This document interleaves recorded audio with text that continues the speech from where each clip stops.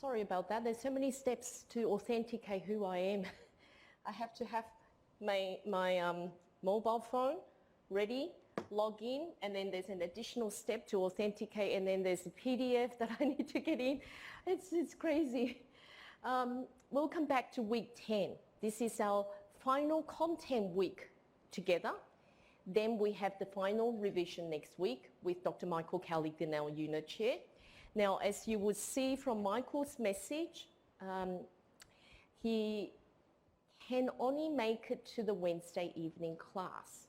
I know that means it impacts on you lot that attends the Thursday evening class.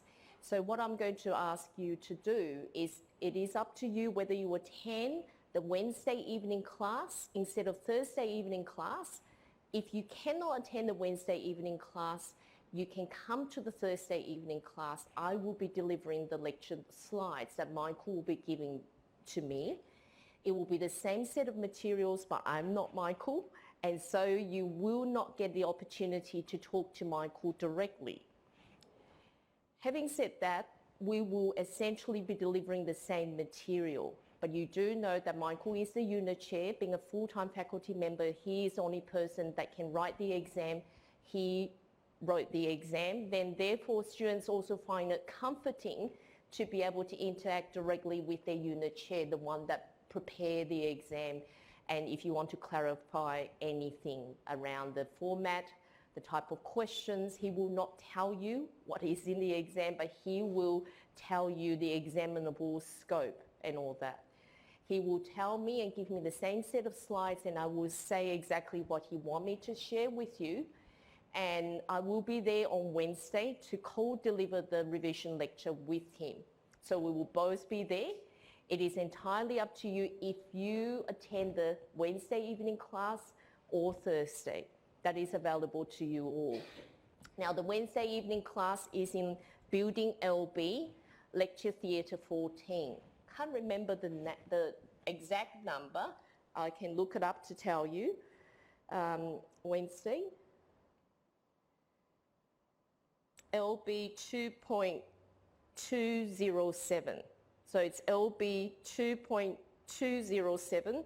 For my International Business Management Unit students, they would know exactly where it's located. It's the largest lecture theatre, ground floor of Building LB. So that's where we're going to have Michael and I co-deliver the revision class at 6 o'clock Wednesday. If you attended the Wednesday class, naturally you don't have to attend the Thursday class. It is entirely up to you. If there are potential clash, or if you're working, you're unable to make the Wednesday class, then you can only attend the Thursday class with me. But rest assured, it will be recorded, so you will have the lecture recording. Whatever Michael say in class, you will be able to hear and review that again. Okay, because we have to do that for our off-campus students. So I just want to let you know early, because he posted a message on Cloud Deacon that he will be here next week on the 25th of September, but unfortunately he's not able to stay to be here on Thursday.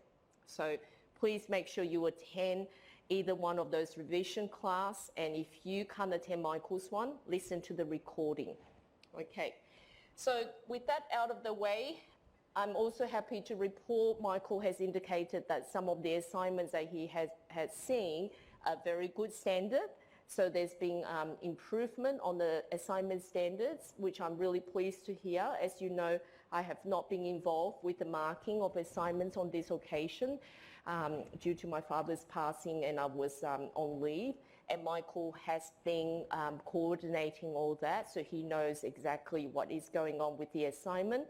And so I'm pleased to hear from him that he's happy with the results so far. So we'll wait and see how it all goes, and when the assignment markings completed and Michael's checked them and moderated them, and he will release the results, and he will post a message here on Cloud Deacon announcement space to let you know. So this week, week 10, our last content week, is on globalization and business government relations. Last week, we looked at the civil society organisations, their roles as the third sector in the marketplace. They are not government, nor are they businesses. And this week, we have an interesting case study prepared for you about civil society organisation as part of our seminar discussions, which we always do at the end part of our class. So we normally would deliver the lecture relevant to the weekly topic, and then we'll, in our last hour of study together, we would discuss the case study, usually the first case. So this evening we will be looking at the case on ethical dilemma titled Where's the Beef? An interesting one to discuss. And again, we will get students to provide a case synopsis and their insights about the case and discuss the case questions. There are, of course, additional reading that you can undertake, and it is entirely up to you to undertake those reading. As you know, this is postgraduate learning. Now, a lot of students will say, tell us what's in the exam, tell us how to study, but this is postgraduate. So if you ask that question of the unit chairs, they will tell you that you need to be independent learners. You need to take it upon yourself to do the weekly learning, weekly reading, and ask questions for clarifications of any concepts you're not sure of. Sometimes we're a little bit concerned when students ask, questions that clearly indicate they have not been attending class or they have not been reading. Now, I've received one or two of those type of emails, and a question in another unit, the revision questions that the unit chair had put up are just too difficult. Are we planning to discuss them in class? In the revision class, would you be going through the revision questions? Well, don't think that will be physically possible when there are a list of questions for every single topic, and if there are 10 topics, we've only got 3 hours of revision class, and this is in another unit. So I had to politely explain that those questions, in fact, were not really all new questions. They came from your weekly revision questions. And if you don't even recognize them, I'm really concerned. That may mean you haven't been attending class regularly, so you don't even recognize that they were the revision questions. And then also that you may not have been reading the material. So it is very important, and may I remind students that postgraduate study is independent adult learning. We are all adults and we need to take charge of our learning. That is right. That is why on week 1, I have urged you to find out your learning preferences, your learning style. What are your strengths and weaknesses in learning? Some of us got incredible memory. You read something once, and you just retain, and that's fantastic, right? But not many of us are gifted with such good memory. So you may need to do some reading a few times, but there are techniques to help you, and therefore in each unit, the unit chair decide what kind of revision they will provide. And so Dr. Michael Callaghan, our unit chair, will be providing the guidance necessary for the unit's final exam. And as you know, the unit exam is a hurdle requirement. Everybody knows that? Yep? Not news to anyone? Hurdle requirement. It is a hurdle. What do I mean by hurdle?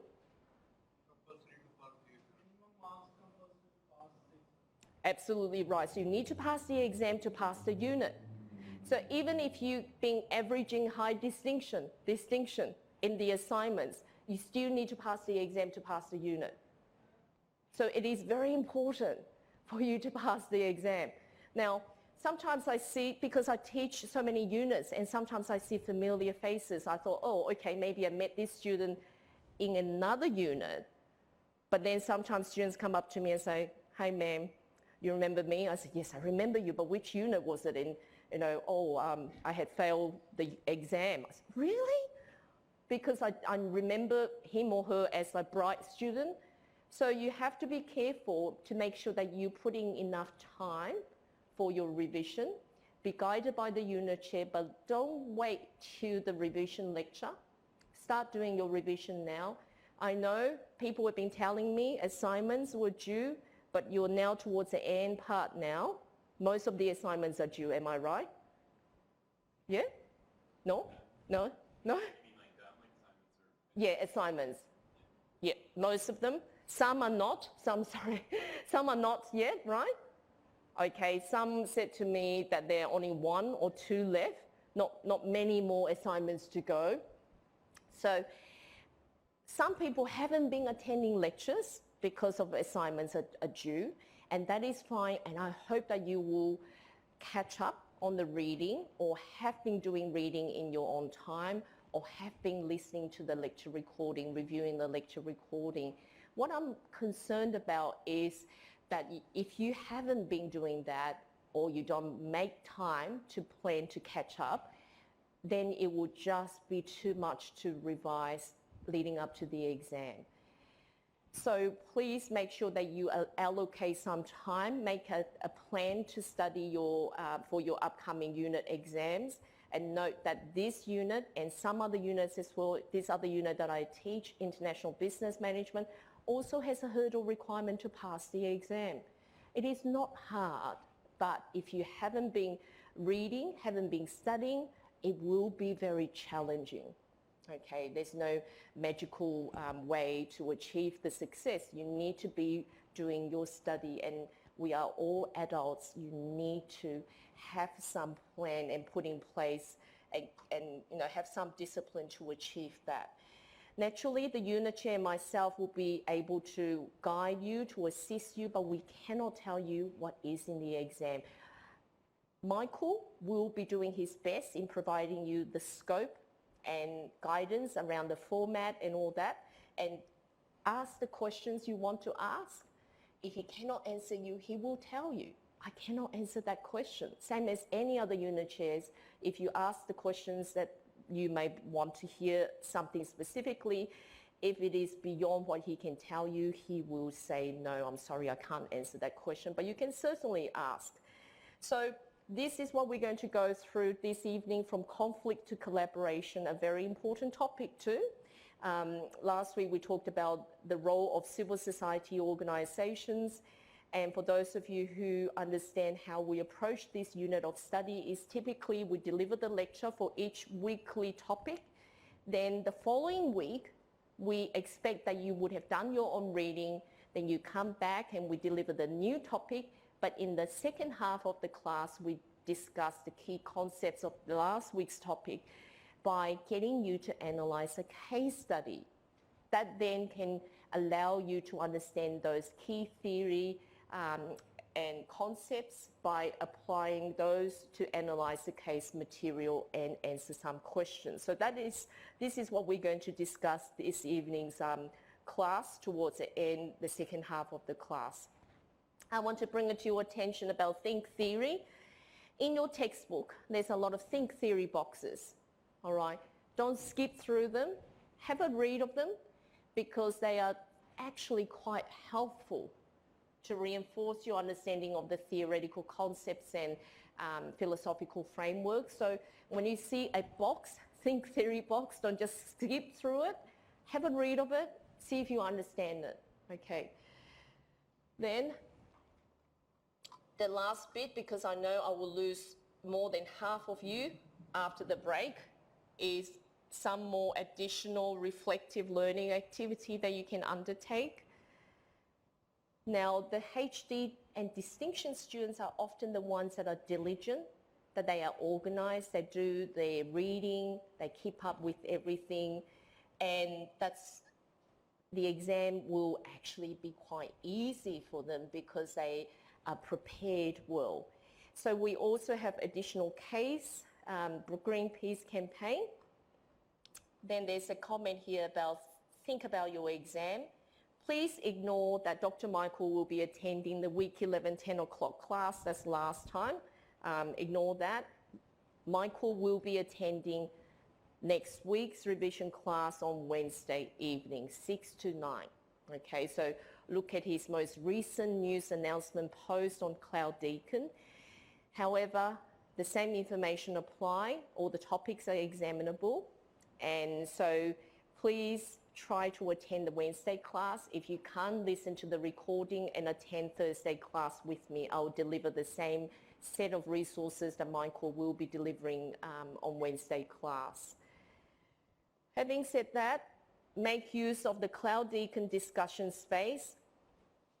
Michael has been answering questions, and there's a area for you to actually discuss, and I think you may be releasing that. I'll get him to have a look at that to make sure that you are able to ask questions. If not, you can ask in the unit discussion space any questions regarding the upcoming exam or topics that you're unsure of. Get it directly from Michael.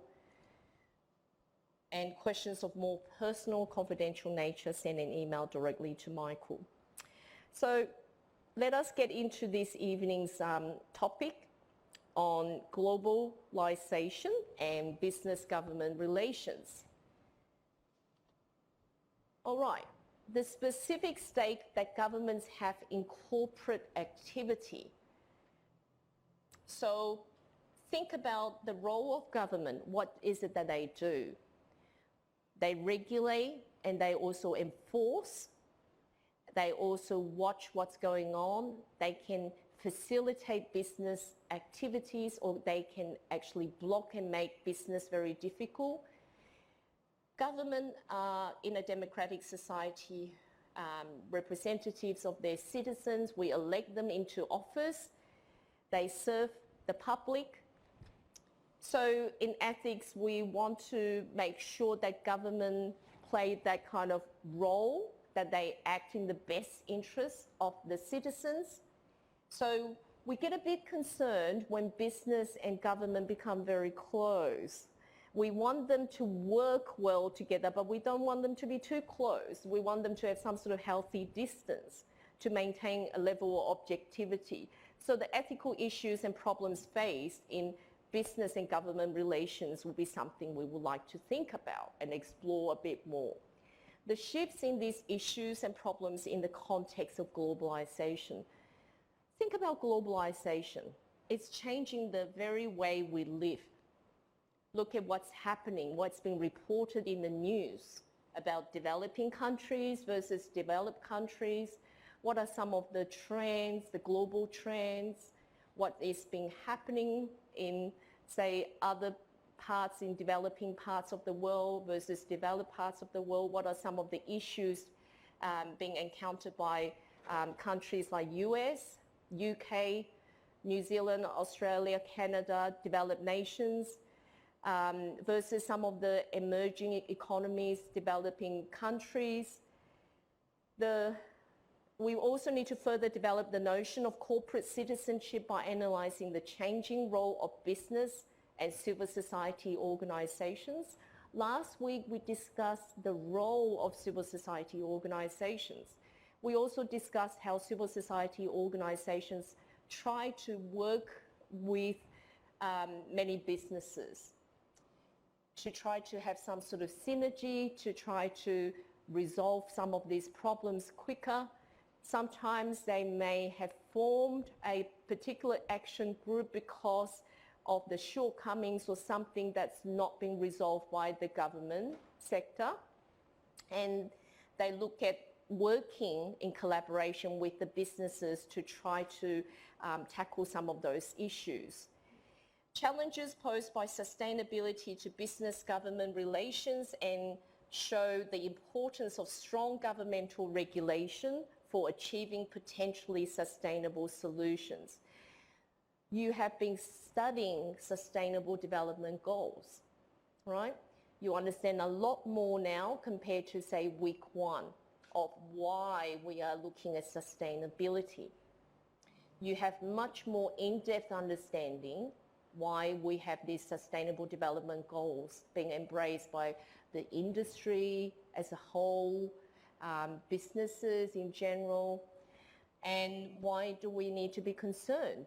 So now in this topic, we're going to look at it from the angle of understanding business-government relations, civil society organisations' role, and in particular this evening focusing on business and government relations. Government as a stakeholder, so just like in week 1 when I went around and asked all of you what is ethics and then what is business ethics, you all given me different responses, different definitions. Some of you may not even think about the government. At that point in time, you may be looking at ethics from purely your personal angle. But government play a very important role in society, right? So think about what kind of role does government play. They can make life a lot easier for citizens of a country, or they can make it very difficult. They can also make it easier for a business to conduct its activities. And they can also make it difficult for businesses. So government play a very, very important role. In defining the government laws and regulations, so government, we can say it's a variety of institutions and actors at different levels that share a common power to issue laws. In a democratic society, we elect our government. They represent us, okay? They are there for a finite period of time and then they are up for re-election. They serve the public. They implement different laws. To enforce laws is another part, but they need to ensure there's laws to protect the greater public. Laws act as codifications into explicit rules of the social consensus about what a society regards as right or wrong. So reflecting back to what I was talking to you about ethics, right? You said to me, some of you say, oh, it's what we are allowed to do in terms of the law. I said, wait a minute, think about it a bit more. Just because the law says this isn't necessarily the most ethical. Sometimes law is playing catch up. You may have complied with the law, but it may not be actually ethical, right? So in ethics, we also think about the compliance perspective. So sometimes businesses operating in another environment where the law is much more lax, maybe it's law with regards to environmental protection, they are not breaking the law, but they may not be the most ethical in whatever they are doing. So here, society as a whole decide what is acceptable. So in Melbourne, okay, well in Australia, drink driving is against the law. We don't want drunken drivers on the streets. So especially when there's public holidays or the weekends, police will be out there catching people drink driving. If you're over 0.05 alcohol limit, blood alcohol limit, you get booked, maybe you get a fine and maybe even get your license suspended if you have prior record. I always get pulled over for whatever reason, just my luck, but I don't drink. So I always have to, breathe into that gadget. And I don't know, do I look suspicious? I don't know. They just always pick on me. Always get pulled over, but I don't drink. So, all right, okay, just a bit of fun. Oh, thank you, officer. Good evening. All right, have a good night, and I just go. So law protects the citizens of a society. We together decide what is important. So we don't want people drunk on the streets. We want to be safe when we're crossing the pedestrian crossing and know that the car's not going to come and run us over because he's drunk or she's drunk. We don't want someone taking drugs and to be driving a vehicle. We want our loved ones to go to work in the morning and come back safe and alive. So there needs to be safety at the workplace, right? So society decide what is acceptable and pass laws to protect the citizens. Regulations, rules that are issued by governmental actors and other delegated authorities to constrain, To enable or to encourage particular business behaviours. Regulation includes rule definition, laws, mechanisms, processes, sanctions and incentives. So you can see for yourself the role of government to ensure there's proper laws, proper regulations in place to protect the citizens as a whole. We jointly decide what is acceptable. And if sometimes something is not right, the public will speak up. We demand more. We demand something to be changed. You look at what's happening around the world. People protest. People say no to certain rules and regulations, or wanting to do something. Not to be really specific about which part of the world I'm referring to. But together, society decide what is acceptable and what is not acceptable. Sometimes, in some societies, you just don't have the luxury to even speak up. Particularly some society are more authoritarian type of regimes, and if you speak up, you disappear. You probably wouldn't want to do that. So we are very fortunate here. In the West, we are able to have freedom of speech, and we generally have the kind of, good life where we can actually have a lot of freedom. Government is a stakeholder of business, so government is a stakeholder of business. They get to be elected and represent citizens' interests.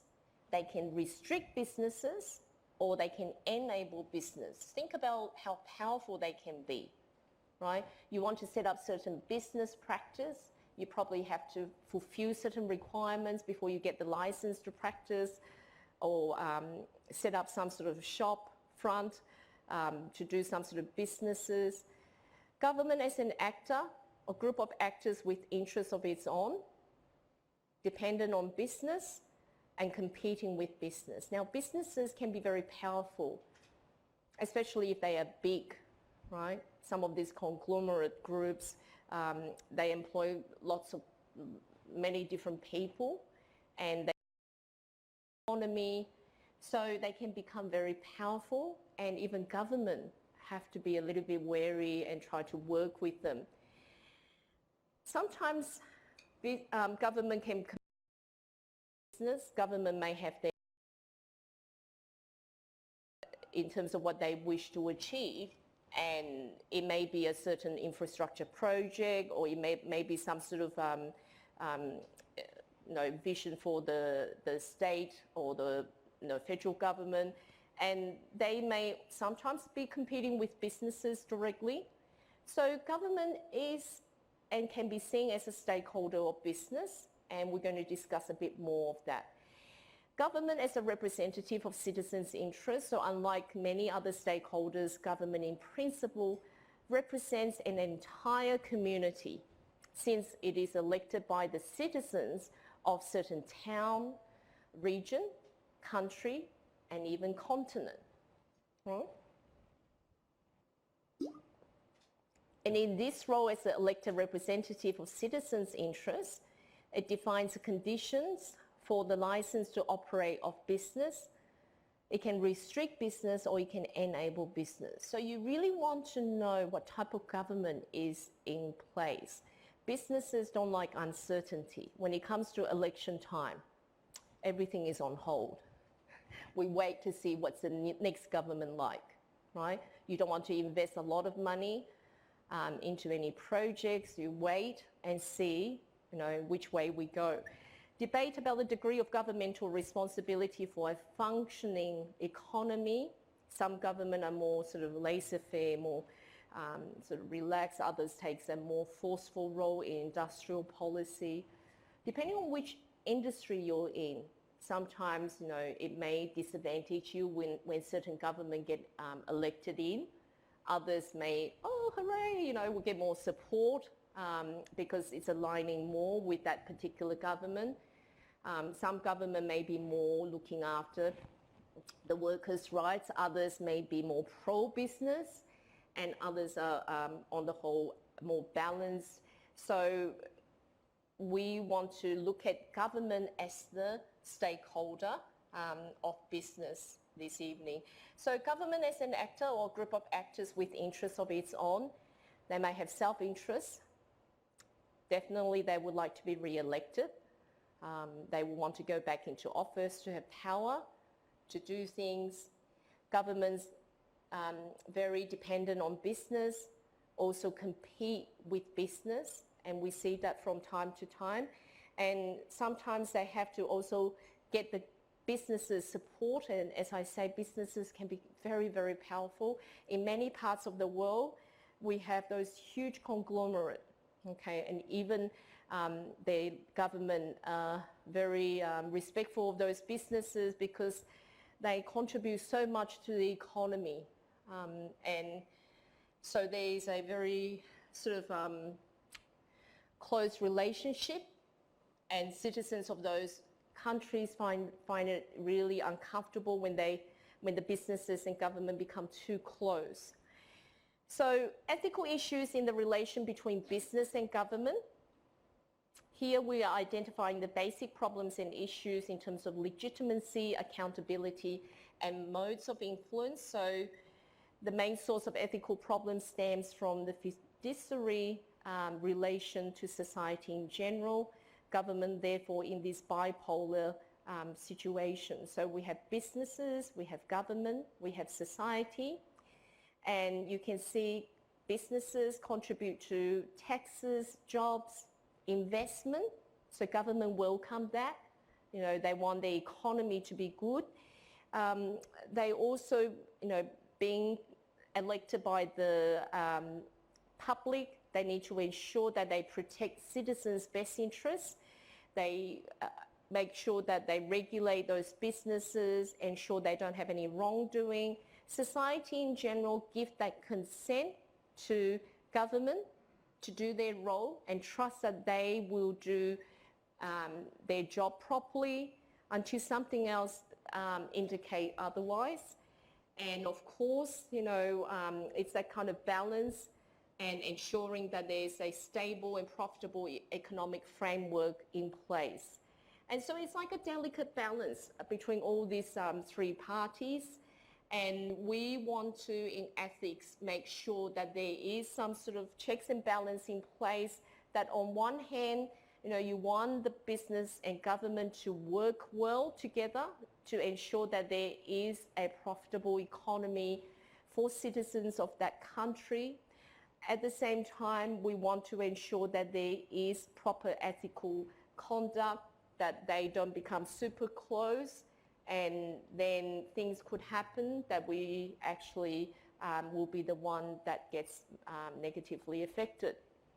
So legitimacy of business influence. So business can have a significant influence on the implementation and direction of governmental policies.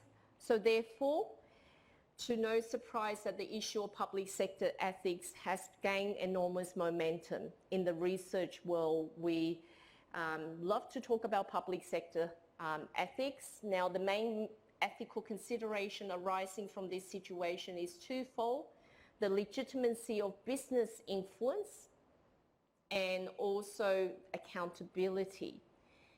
We want businesses to invest in our country. We want good economy. We want a workable economic framework. We want to make sure that our young generation, when they graduate from universities, that there are jobs in place for them.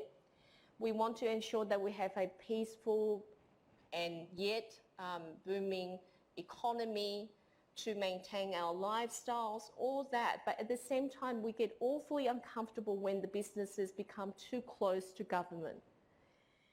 Is power and political influence of business leaders a threat to democracy? Some would argue yes.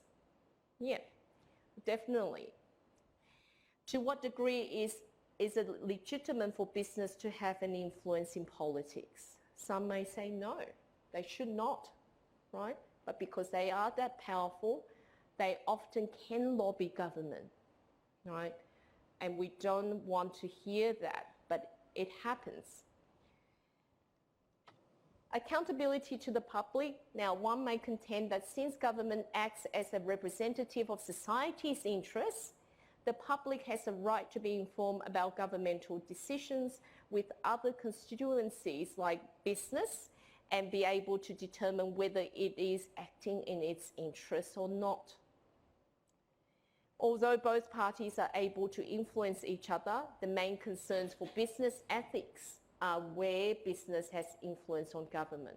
And a lot of the times we don't hear about it. We don't know what's going on. We want a much more transparent world, but we don't always get to hear what actually happens. And when something gets leaked out to the public, when we hear about it, we are uncomfortable with how closely linked some governments are with businesses. And we hear it in the news reports. Media, as another stakeholder, love these kind of stories. They report about it. Maybe sometimes a little bit sensationalized a bit for people to actually pay attention. But media also does a wonderful job to bring public awareness. Modes of business influence on government, numerous ways that business can influence government. Obermann distinguishes among different ways using the following criteria. One is the avenue of approach to decision maker. It can be in a form of indirect form or direct. And also in terms of the breadth of transmission by private versus public, and also the content of communication is mainly around providing information. Sometimes maybe something else, pressure-oriented. So Obermann basically distinguished, the different ways of, businesses can influence government. And in general, we don't want too close a relationship between businesses and government, but you can almost understand how it's likely to happen, because just the nature of the businesses rely on government support on many of their business activities to enable them to occur. And so we then get to hear some of the unhealthy relationships that's occurring. So here we have the business influence on government. It could be lobbying, party financing, overlap of posts between business and government, state capture, privatization of governmental functions, and you see kind of the extent in terms of degree of business influence increasing with the different types. We, in general, in public, want that healthy balance. We want government to allow businesses to operate so that we have a healthy economy. But when they become too close, we generally become very concerned, because then that means there could be compromise on certain environmental standards, workers' rights, and so on. And sometimes in politics is compromise. If you ask politicians, they will tell you a lot of the times politics is compromise. And, but then we want to ensure that the people we elect into government will always try to do the right thing by their citizens. Lobbying represents a direct, usually private attempt by business actors to influence governmental decision-making through information provision and persuasion. Now, it is considered a weak form of influence. However, there are different types of lobbying. Some may be setting the atmosphere, monitoring the government in terms of what they do, provision of information to the policy makers, maybe just, we're going to do this, maybe we hope to get your support on this. A lot of things go on that we don't know, the public. Advocacy and influencing the government in some ways. Application of pressure, we're a very powerful group. We employ lots of people. We need this to go through for the business to continue. Otherwise, we may leave, go somewhere else. So there's different types of lobbying. And they say it's a weak form of influence, but it can also be very powerful. Party financing within an individual, conflicts of interest, donations to parties by business can raise conflict of interest problems. And we hear news like this being reported. Prospect of preferential treatment, you receive something from someone, you have some sort of, psychologically you feel, oh, I owe you something, isn't it? There's never free lunch, right? So the situation is a dilemma. Having good relations with political parties seems necessary, but party financing has dangers as well. It gains influence, but it could severely also harm the company's image and perhaps encourage questionable behaviour on the part of its employees as well. Sometimes we hear of, the executives coming out and say, oh, I don't know anything about it. It's actually only our employees. It's only this person. He's got the wrong idea. It doesn't represent our company's viewpoints. Who knows really what's going on? Did the employee represent the company? And is it really just the actions of that employee or just an excuse? Overlap of posts between business and government, they call it the revolving doors, very common, we hear about it. Raises substantial conflict of interest. We want to think business and government are separate. We don't want sort of, you come out from one post, you go to another. You want that kind of independent, but we do hear about it. Corruption. Okay, corruption. And I've told you stories of a student come to me, and I've mentioned these stories, I've forgotten how many times, maybe you heard it in my other unit about corruption. A student came to me, international student, they run a successful business in another part of the world, a private family business, and at that part of the world there's a lot of corruption. So he tells me corruption is like daily living, and he had never thought about corruption as anything wrong because it makes things a lot easier. It gets things done quicker. And a very thoughtful student, didn't ask any questions during class, afterwards came up to me and wanted to have a chat. I used to be a full-time faculty member. We went upstairs to my level 3 office on level 3 building LB. I made a coffee, made him a cup of tea. We sat down, had a bit of a chat, talked to me about corruption. What's wrong with corruption?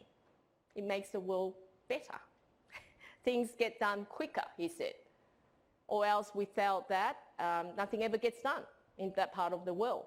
He was serious. And well, we had a philosophical debate about it, long time. I didn't have a class after that, chatted for a long time, then he left.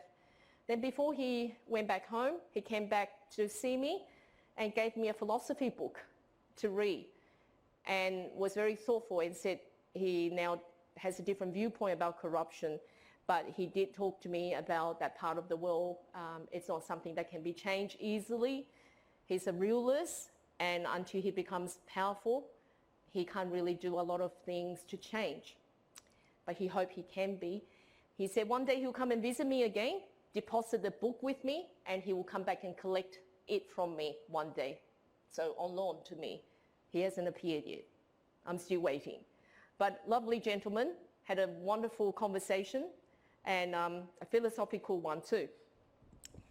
Corruption, the abuse of entrusted power for private gain. So according to Transparency International, the main issue of government corruption in relation to business is activities where private firms shape the formulation, implementation or enforcement of public policies or rules by payments to public officials and politicians. Now, the government should protect the public. They should have the public's best interests at heart. If we have to pay them money for something to be done, then it is really wrong. However, that is quite a common thing in many parts of the world. And it is sad to see for me, and I'm privileged. I'm in this part of the world where it's not common everyday life. We do hear about it. There are issues. It's not like as if it's totally free of corruption in any society. But at least it's not like what this gentleman described it to be as his hometown. State capture is a situation where private firms shape the formulation of regulations by payment to public officials and politicians. Now, where state capture becomes universal law, a normally functioning economy is almost crippled. It becomes nearly impossible. So if you're doing a unit with me, international business, when you're studying whether a country is suitable for investment, one of the things I do ask you to do is to have a look at how corrupt the country is or how clean, because this is one of the considerations. Businesses don't want to have to deal with this, all this, negative side of things if they can help it. Corruption Perception Index for selected countries. Now, note whatever's published in the text is always going to be a little bit outdated. Okay, it takes a long time to publish anything. I need to spend more time writing, but that's the challenge of when you're working part-time, you just do a lot of teaching. When you're a full-time faculty member, you tend to be given more time or at least a more balanced model to do more research and more writing of publications, which sadly for me it's nearly impossible nowadays because I am teaching all the time, and that's what happens when you're not a full-time faculty member. But if I'm doing research, this will be something interesting for me to look into as well in the area of ethics. Taken from Transparency International Corruption Perception Index, note the 2017 Corruption Perception Index is now provided for you in the WIT 10 resources area. This may be interesting for you to compare with the textbook because anything is in the text is usually already dated. I recently had a chapter published. It takes a long time just to get it published. And any time when anything is published, then you can say things are already out of date. The Corruption Perception Index of selected countries.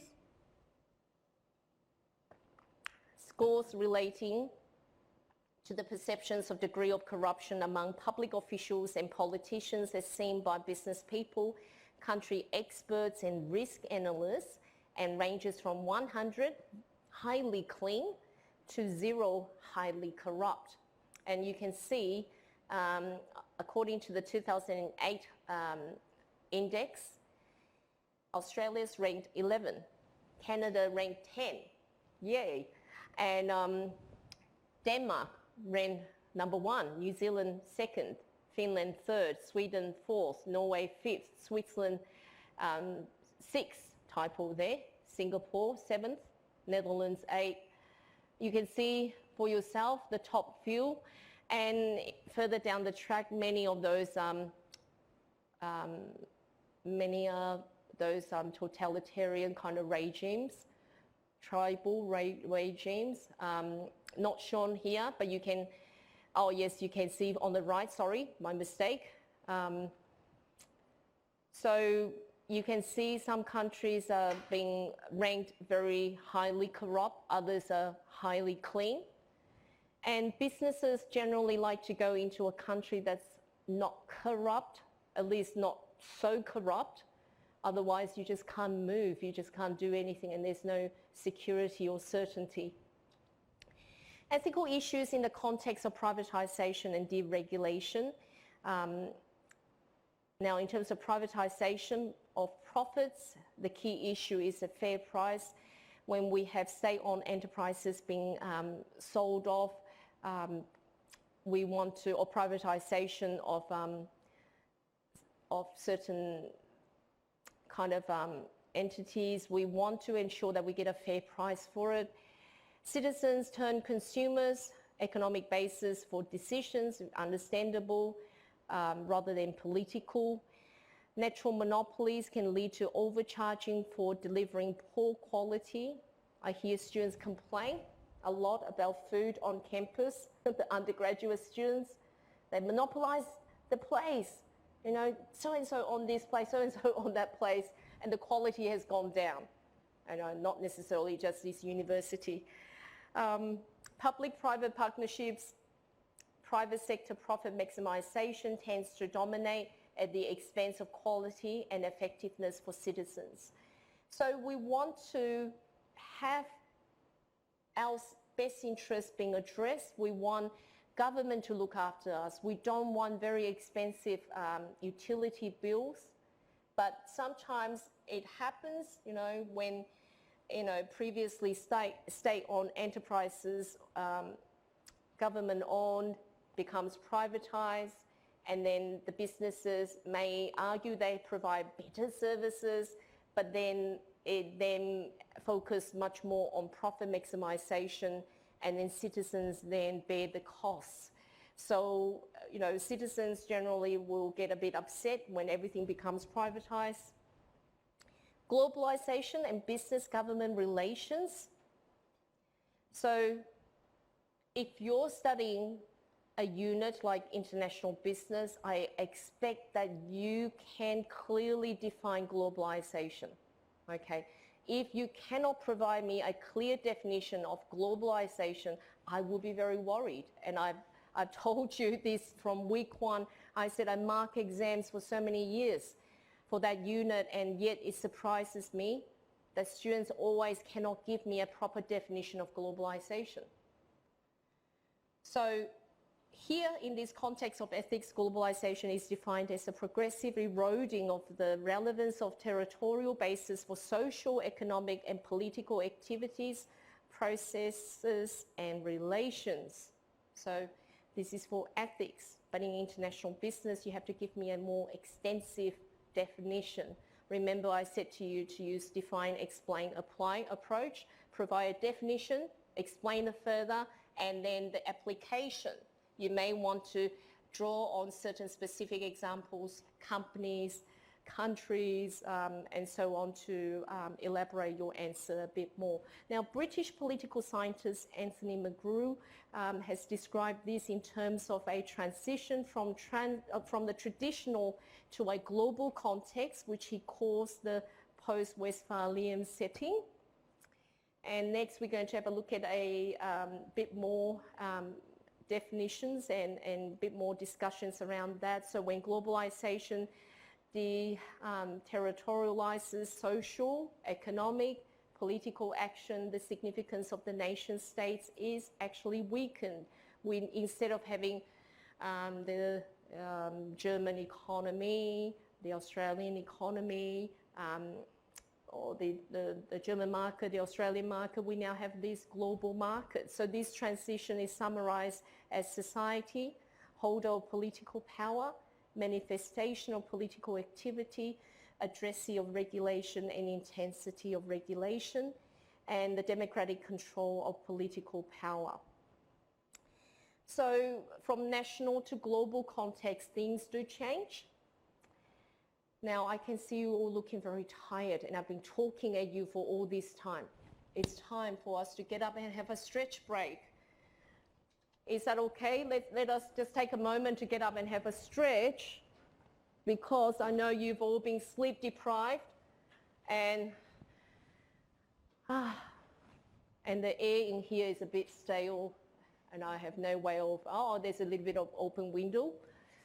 Ideally, I would like to all take you outside, but people might think I'm crazy, leading a group of people walking across the bridge, and Michael will be wondering what's all the silent spaces, you know, being recorded for a long time. So this would have to do a bit of stretching.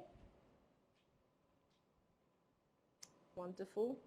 I have a lot more fun when I teach units like organizational behavior. We get to go outside, do a bit of activity, build bridges with straws, talk about group dynamics. Interesting stuff. Maybe next time. Okay, so let us just continue on. Let me finish this because some of you, I know you have to leave early. And I don't want to hold you up. You may not be able to stay for the case discussion. As some of you, I recall, I think at least one or two people contacted me about living very far from the campus.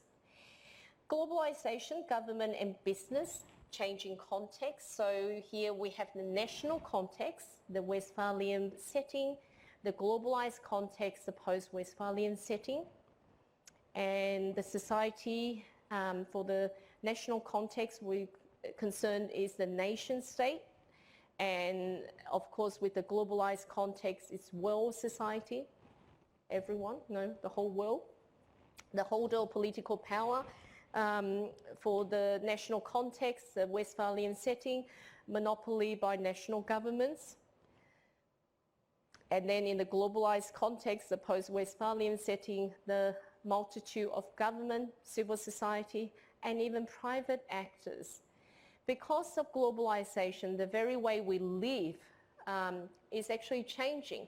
We look at some of these transnational firms, those of you who are familiar with business strategies, when businesses go international, they have to change their strategy as well. And a lot of these huge firms like, Philips, Caterpillar, transnational firms, they have subsidiaries all over the world. Think about who are they, who's going to hold them accountable for when they are operating in different parts of the world. Depending on where they are set up, it may be under different jurisdictions. Manifestations of political activity, national regulation, the laws under the national context, the globalized context, maybe systems of transnational negotiations, for example, European Union directives, codes of conduct. The addressee of regulation, so in the national context, the social actors, the domestic companies, the citizens of that nation state. In terms of the globalized context, it may be nation states and also the regional economic integration, the trade blocs that countries belong to, private transnational actors such as multinational corporations. Now, in terms of intensity of regulation, in the national context, the Westphalian setting is in general deregulation, privatization, so it's decreasing intensity of regulation. And on the other hand, the trend is increasing regulation. In terms of the democratic control of political power, in the national context, there's generally more higher control of political power. And you can understand the globalized context, it is lower. It is really hard to have political power when we're talking about globalized context. And this is one of the challenges in terms of global governance. Who do we hold accountable for, and how do we hold the companies accountable for when they operate, when they're scattered all over the world, across the world. Globalization, government and business changing roles. So here we have the national context, the global context. National context, the role of the state tend to be more dominant as regulator. The global context dependent as addressee of regulation. So I want you to revisit these two tables and understand the differences between the national context and the global context, or the Westphalian setting, post-Westphalian setting. So that, because I don't know what's being examined specifically in terms of questions asked, and that's why I say when you come to the revision, ask questions, and Michael can decide whether he can answer you or not. And, you may want to ask a question around Westphalian and post-Westphalian and, tap his brain a bit in terms of what will be the scope of the exam. Business as an actor within the national context, the Westphalian setting. Now, businesses are still located within the nation states, and they are therefore still subject to the national law. So businesses that are operating in Australia are subject to our Australian law. which we have called imperative regulation. Problematic in the sense that situations where businesses become an actor in authoritarian or oppressive regimes. And you recall the slide that we talked about corruption. So in those countries that have really oppressive or authoritarian regimes, corruption is an issue, and also in terms of ensuring that you get fair treatment in those countries can be difficult as well. On a global level, corporations assume a more dominant role, while governments, bound by their confinement of territorial boundaries, have only limited influence beyond national boundaries. Result is the so-called race to the bottom. So in ethics, we talked about, I remember when we're talking about ethics, right at the beginning of the trimester, I asked you, what is ethics? Some people will say, following the law. We don't break the law. That's being ethical. But now you know that by following the law, it may not be necessarily ethical. And so organizations, businesses can say, well, we're not breaking the host country law. What's wrong with that? It does not say that we cannot pollute the rivers, or that's an exaggeration, but then there may be very lax kind of environmental standards compared to, say, home country laws. They may not get away with some of the practices, but in certain parts of the world, the standards may be lower. There may be less of the enforcement. And so we say it's a race to the bottom in terms of ethical standards, ethical values. Now, business-government relations in the international trade regime, several transnational government institutions have significant impact on businesses. Regional bodies like, EU, NAFTA, ASEAN. EU is particularly significant due to its strong legislative powers. We hear a lot in recent days as a result of Brexit about EU. Global players, global institutions like World Trade Organization and World Bank also play a significant role. Role of these bodies is to enable trade and exchange of goods and services. If you study economics, you will know from the economic perspective in terms of the importance of free trade, and the importance of allowing the free flow of goods and services. And the whole premise and the whole principle of why we established World Trade Organization to encourage more trade between countries. Let us trade and let us not engage in war, right? Let us be friends and do business. Focus on doing business rather than declaring war on each other. And if you look at the overall, in terms of drawing from the theory of trade, international trade theories, you may recall some countries have abundance of certain resources. Some countries may have competitive advantage, absolute advantage, and it makes sense for those countries to focus on what they can produce best and trade with the other countries for things that they can't really produce.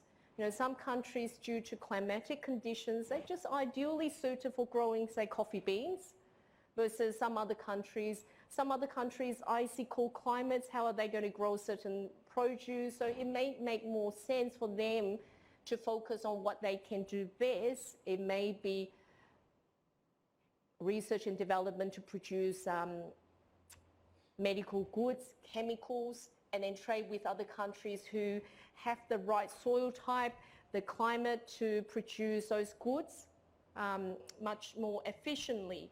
And so if we have the flow and the free trade of services and goods between countries, then everyone will stand to do better.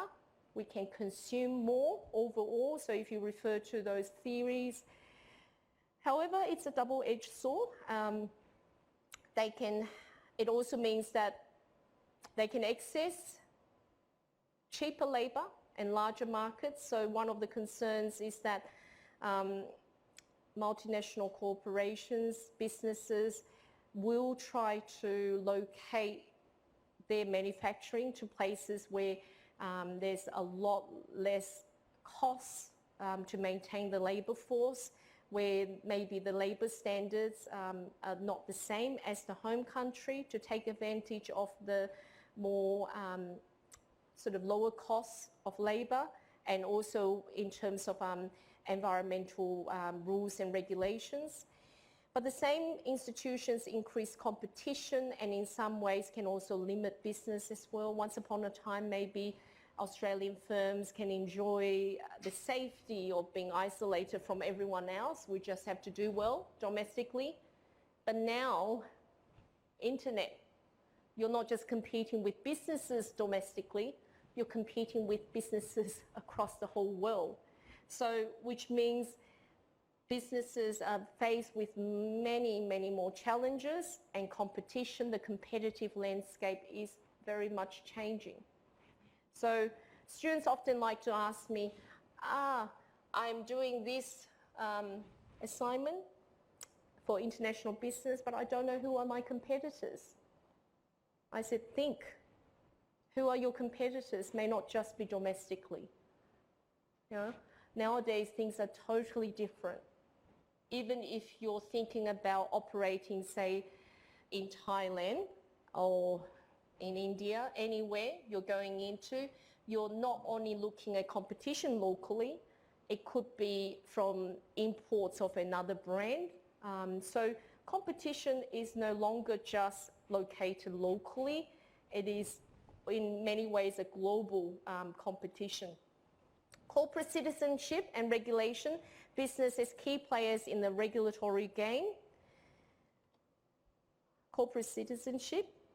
Now, there's an ongoing debate over how do we improve rulemaking. Okay, business involvement through self-regulation or reflexive regulation and corporatism. Do you think businesses can self-regulate?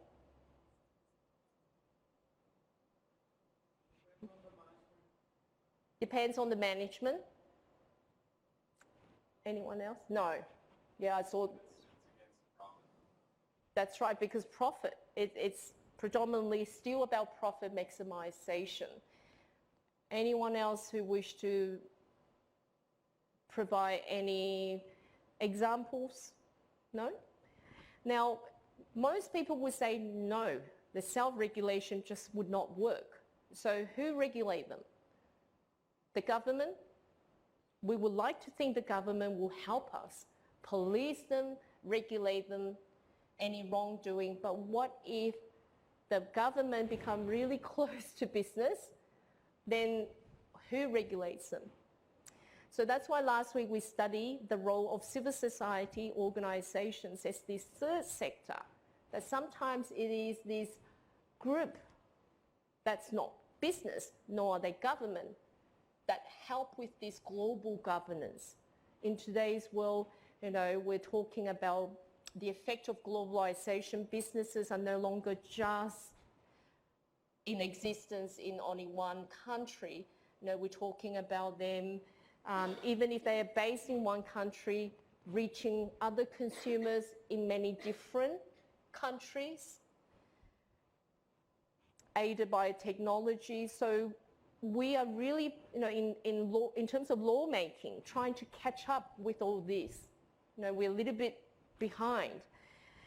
Reasons for new forms of regulation, encouragement of proactive approach from the industry, and the hope and the assumption of cost effectiveness and faster achievement of objectives. Now, it is very costly of our government officials' time and energy and effort to regulate everything, right? In Australia, we are proud of our product safety standards, quality. A lot of international tourists come to Australia, like to buy Australian goods, fish oil, supplements, Australian honey, Australian beef, Australian products, because they trust that we have good quality and standards.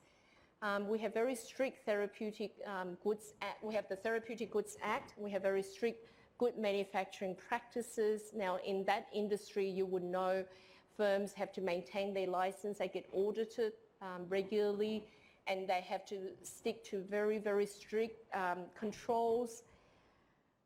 But not every country, not in every part of the world. So sometimes you wonder whether the medication you're taking is genuinely that medication, whether the supplement you're taking has been contaminated from heavy metal or not, whether the infant milk formula for women that work full-time may not be able to breastfeed their infants, their babies, rely on infant milk formula. You want to trust that can of infant milk formula powder is safe for consumption for your baby, wouldn't you? But we need to make sure there are proper rules and checks and balance in place. So we need to ensure that businesses can have effective kind of control and regulation. And if we rely on self-regulation, is it going to be very effective, right? So that is why some might criticize that due to, the need to maximize profit, what if some businesses cut corners? You really don't want that to happen, right? So we need to ensure that they still do the proper checks and balance, and to make sure that it doesn't harm people, harm citizens, consumers. And so sometimes there may be the advocation for companies to self-regulate. Some may say because it may be more cost-effective, faster in achieving certain objectives. But in general, we don't really trust that. We are a bit concerned that this form of self-regulation may not result in the best outcome. Players in the regulatory game and selected examples of private regulatory efforts. So you can see, like last week, civil society organisation being the third sector. We have the government, we have business, and then you can see the overlap. So in the middle, you have the multi-party agreements. You have the UN Global Compact as an example. You have also on the right, the business sector. You have regulation by business associations, chambers of commerce, industry associations, individual corporations, supply chain members, specific initiatives and programs. And then on the left, you can see government sector, regulation by national governments, European Union, United Nations, the global institutions, international governmental organizations like WTF, IMF, World Bank, OECD, etc. And then international treaties like NAFTA, Mercosur. Then, of course, down the bottom, you have the civil society organizations, civil regulation made by the NGOs.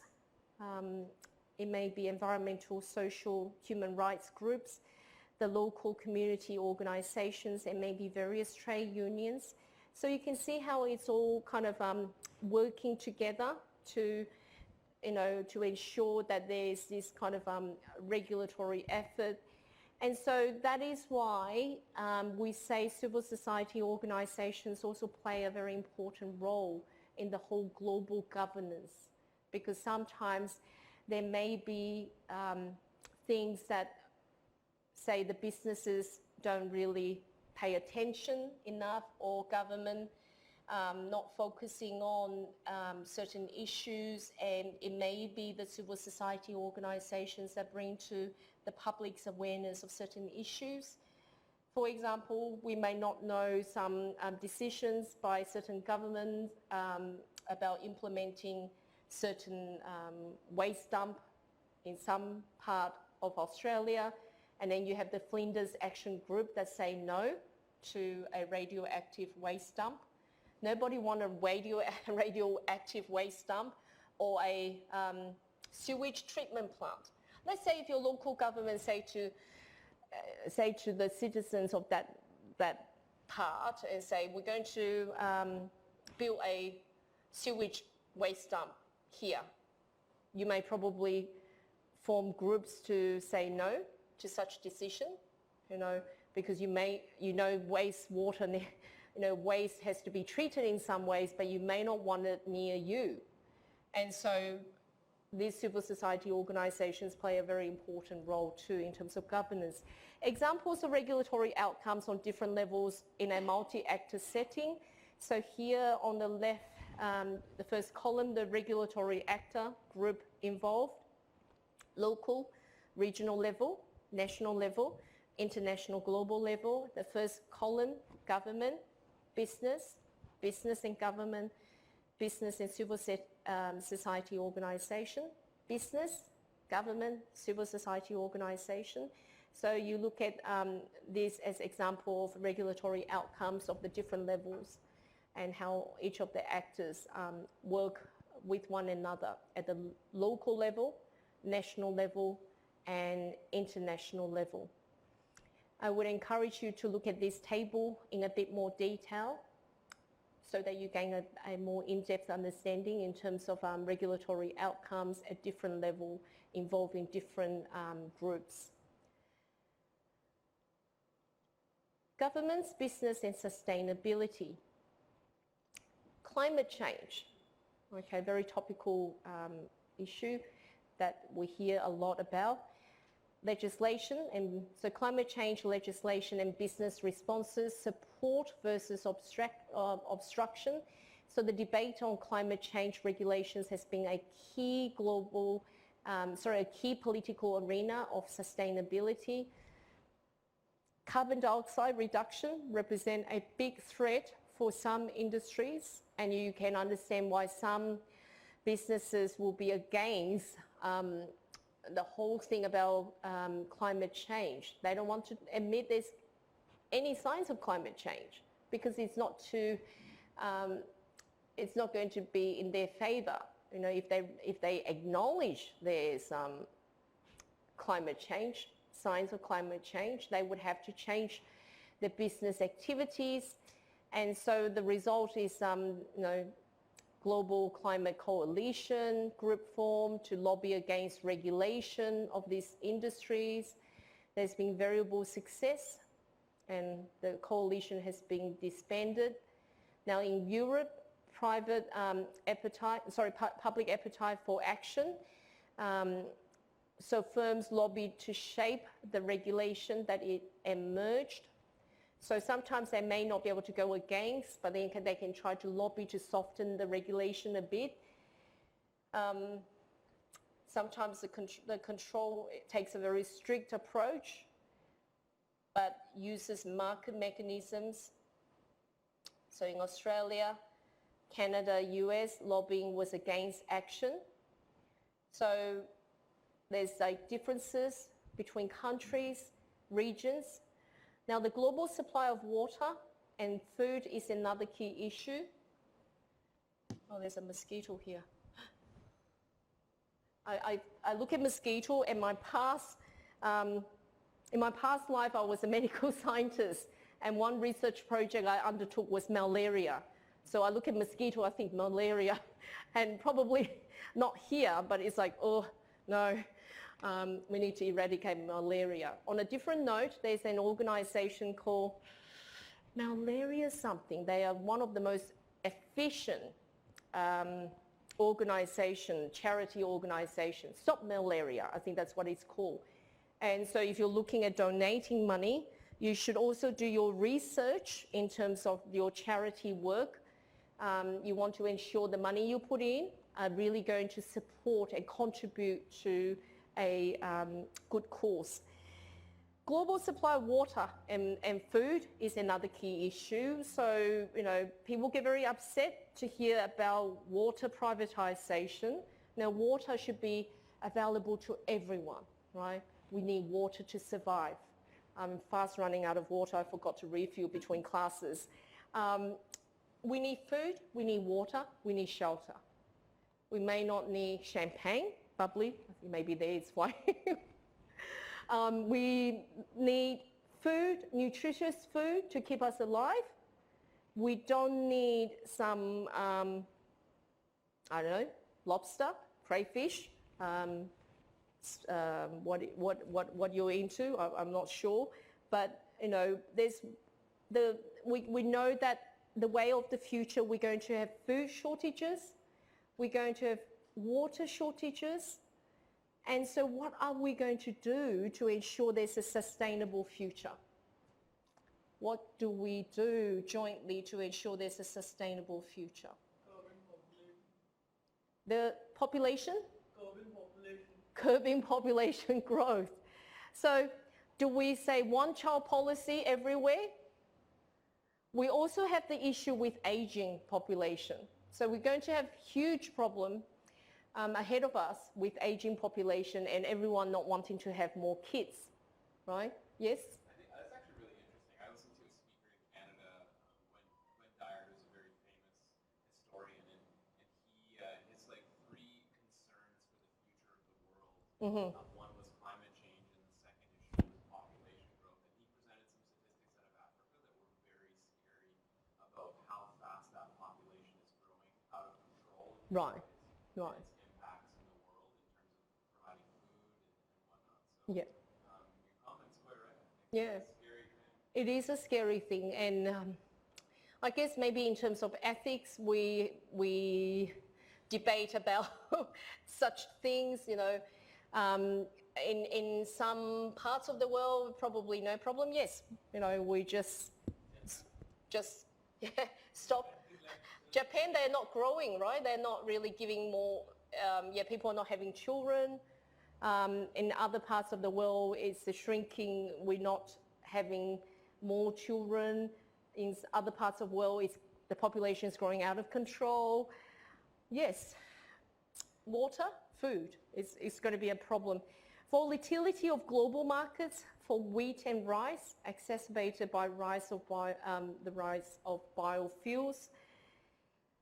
Now, in summary, so we come up to the last part, the summary slide, but we're just talking about some of the macro trends of the future. Shortages of food is one. Another thing I was reading the other day was about the way of the future. You'll be competing against robots and artificial intelligence for jobs, not your fellow human beings. So what are you going to do to differentiate yourselves? Actually, I'd like to hear from you. What are you going to do to differentiate against robots, artificial intelligence? Enhance our, human instincts, only thing which differentiates us from robots. Fantastic. Say that again. Yes, so if the way of the future is that you're going to be competing with robots and artificial intelligence, how can you further differentiate yourself so you will not lose to them? Like just enhancing our human instincts, something which is fundamentally, which actually differentiates us from the robots. Okay. Something which is only, which only humans have, which robots can't have. So yes. Something like that, enhancing those traits and personality in ourselves more and more. Very good. Anyone else? Human beings take our own decisions, Okay. We are the ones who make computers or robots or anything. They are pre-programmed, while human beings are the one who take their own decisions, whether right or wrong. So that's the difference. And of course, ethics and emotions and these things come into part. Right. But ultimately, it's humans who make them. So we are the boss. I think we are the kings. Sure. But if That's the concept of artificial intelligence. Taking decisions which are wrong or right is the concept of artificial intelligence. But something which is fundamentally ours is like basing our decisions on emotions. Robots can't do that. We can't program emotions into a robot. We can program right and wrong in a robot based on artificial intelligence, but not emotions, I guess. okay. Anyone else? Yes. I would just add to that I think there's an element of adequacy that we all need to do for businesses implementing technology in areas that I think are inappropriate for robots to be doing. And yes. so I speak out very firmly to companies who try to get me to go online and and talk to a chat bot or whatever it is to try to like answer my questions. I refuse to do it, and I will pan them heavily for doing that, because I'm not going to stumble through this awkward scenario of trying to help this robot understand what I want, take 3 times as long when I could just talk to a human and we could figure it out much quicker. But the robot's a lot cheaper for the company. So I think there's a pushback from consumers that needs to happen as well. That's very good. Yes. Any, Olga? I don't know. The way I perceive the future in the long run, I don't know, maybe 20, 100, whatever it is. It may be sooner than you think. Sooner, yes. Yep. I don't know if I'll be alive when this I feel that humans are not going to be able to differentiate between artificial intelligence and humans and robots. And I do feel like humans are moving towards becoming more and more towards robots and resembling Resembling robots? Yes. Okay. I feel the emotion and the human instinct sort of We're losing attributes- that. Yes. And there are various debates and on these different technological projects that they're working on, and in terms of phones as well, Right. and how they could then, there's obviously the debate about microchipping people when at birth, Right. which the issue with that is it's not, well, it obviously already happens to your pets and all that sort of thing. You can't have a pet without it having it I know. microchipped. It's illegal. I had to get my cat. Oh, not only that, like if, say, you don't want to have your cat anymore, and because this happened to someone I know, and you want to give it to your kid or someone, because it's under one name, Yes. so it has Under to my go. name. Yeah, they can't.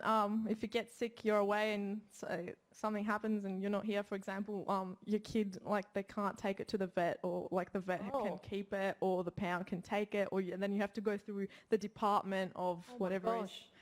Like, it's actually quite intense. Yeah, whoever's on, like, or if, because it happened with one of my friends where they had a cat together and they broke up. So, but the cat was under the.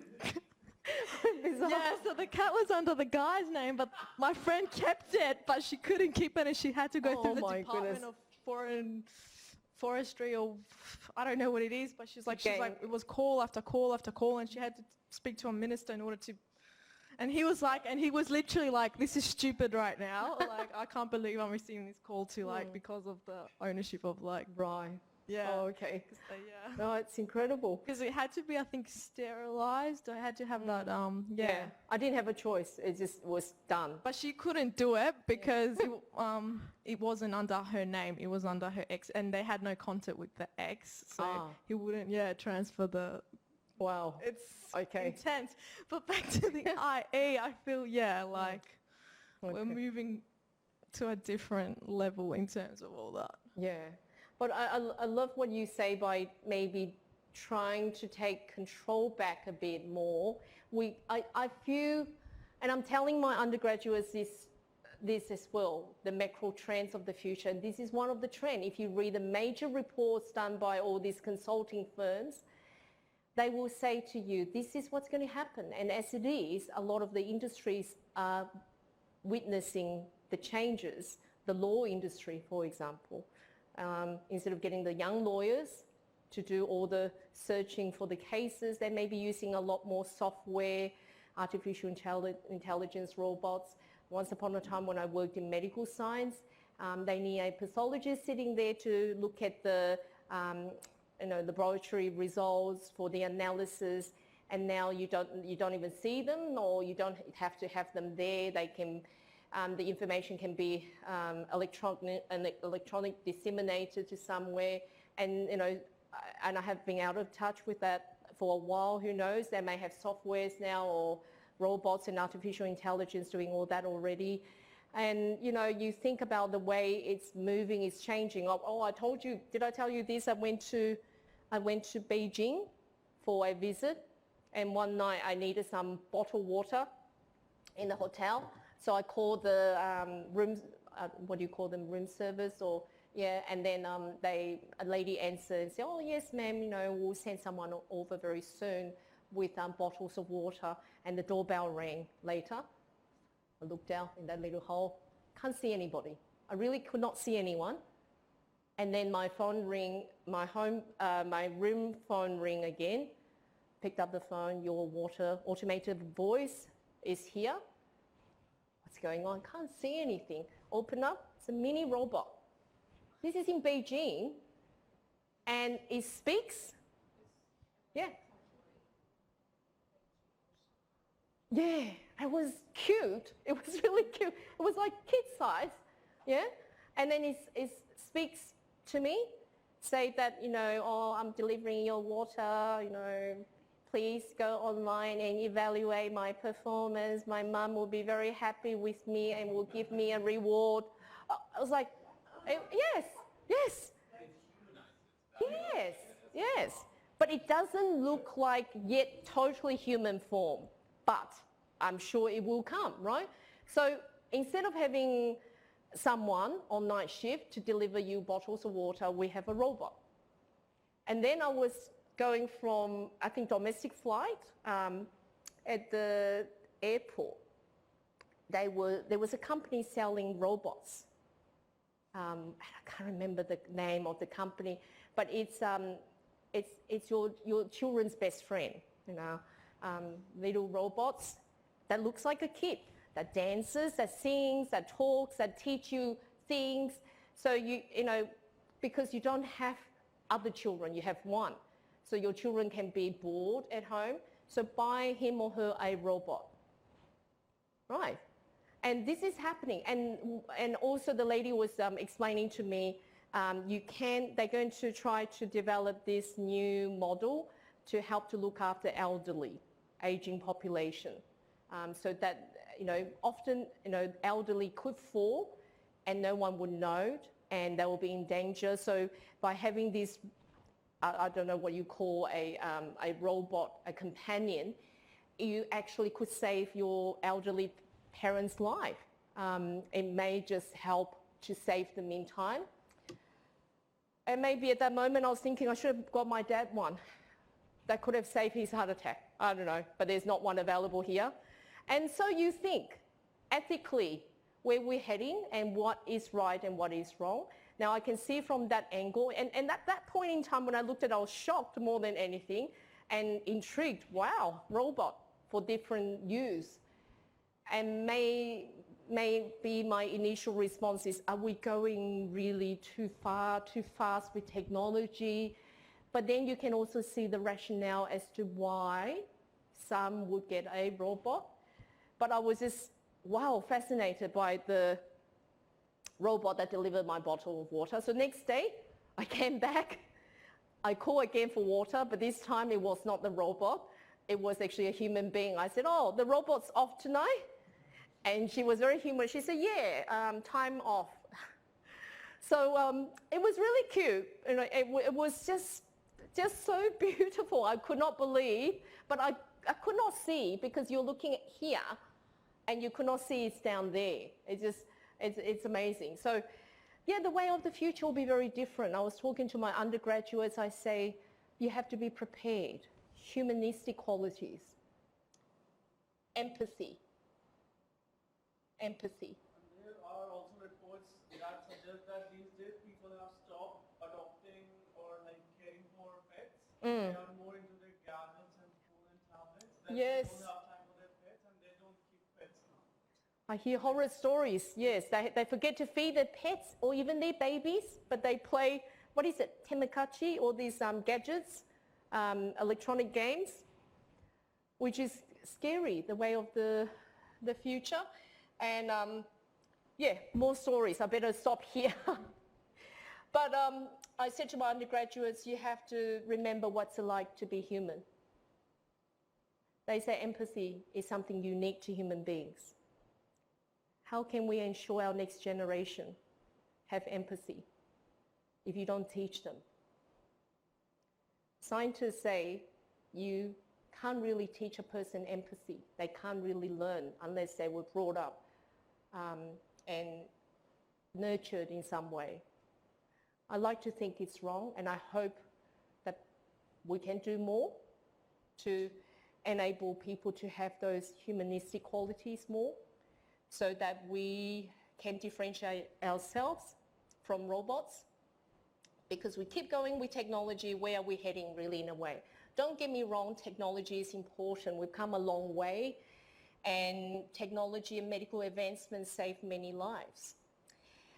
So in summary this evening, we looked at the stake held by government in business and set out how the role of government and its central task of issuing regulations for business affects this stakeholder relationship, discussed the complex role of governments and the interdependencies and mutual interests that they have with business, and looked at the way globalization shifts the role of business and government in regulating issues of relevance to business ethics, and also seeing how sustainable development can clash so strongly with short-term profit goals of business to be left with merely voluntary approaches.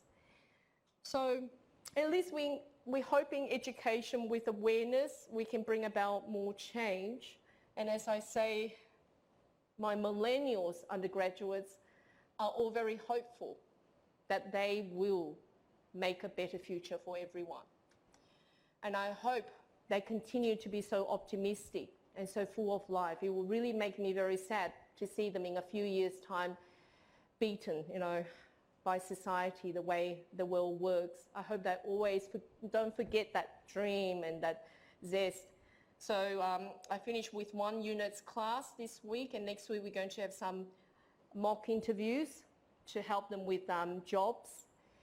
This is the design of the unit to allow them to discover who they are, their passion, their interests, to help them with career development and all that. And they said, wait for us, we'll become famous. We'll come and find you again. So I'm hoping to hear great things about them in the future. Now, thank you. Thank you all for staying behind this evening to this point in time. This week, we're going to look at where's the beef for the case study. If you leave before we discuss this, please make sure you have a look at the case notes, and you may wish to go online and listen to the recording. Now remember, I always discuss the case in the Monday evening BB Collaborate seminar. Even the seminar classes attendance have dropped a bit. So, but there's a few regulars, and so you can go online to the BB Collaborate online classroom in Cloud Deacon, and you may want to listen to the recording for that if you want to catch up on any case studies at all. Please make sure you come to next week's Wednesday revision class. So Dr. Michael Callaghan, the unit chair, our unit chair will be here. We'll run the session together. Will be led by Michael. And then Thursday, I will be delivering the lecture myself as per Michael's instructions. So I will deliver the same set of resources that Michael will deliver on Wednesday evening. But if you can, hear it directly from Michael. Come on Wednesday evening. The room is quite large, so we should be able to accommodate many people. Okay, thank you very much for attending this week, and I hope to see you next week. Same place, same time. So let us take a 15 minutes break, and then we'll resume class and we'll discuss where's the beef case study.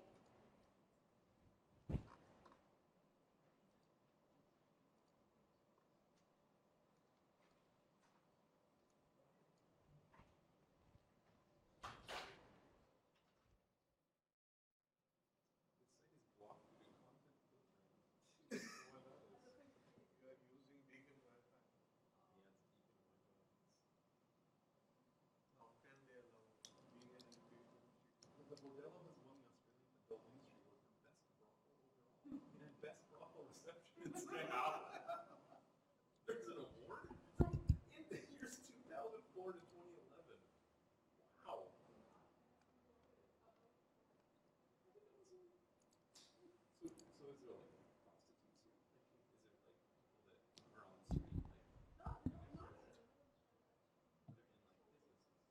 Sounds like you're having an interesting discussion there. We're talking about something very close. Well, it's kind of class related, but it shifted to that prostitution is legal in Australia.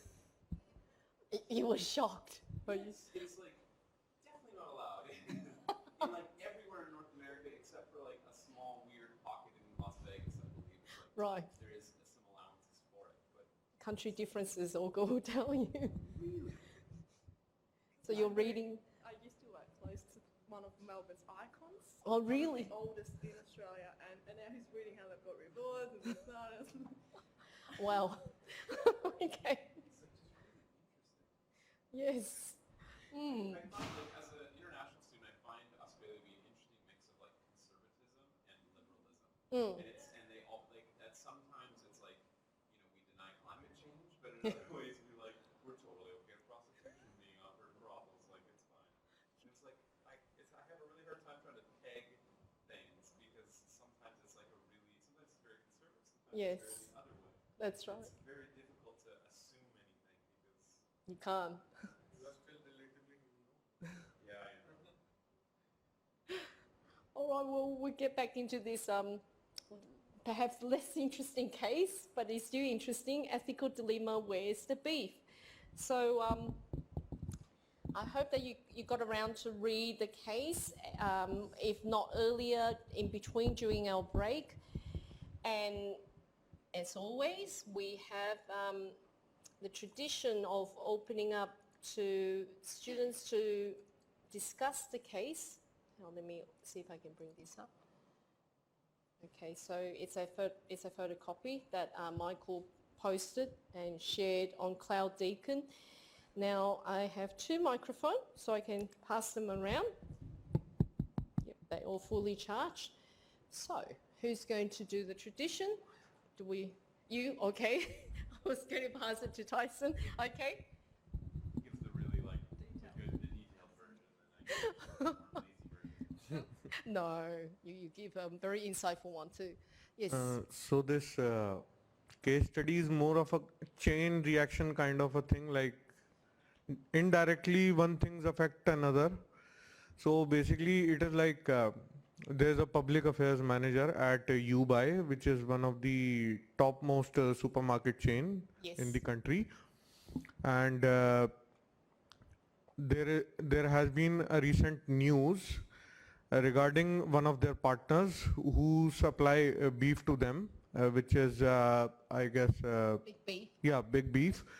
So like the public affairs manager has been receiving mails from Game, which is a gay organization, and they are accusing Big Beef for ill-treating their gay employees, and one of their leads have given you can say objectionable speech over gay employees. So they want Ubuy to interfere in the matter and sort this out, like either ask Big Beef to apologize to them or end up all the relations with them.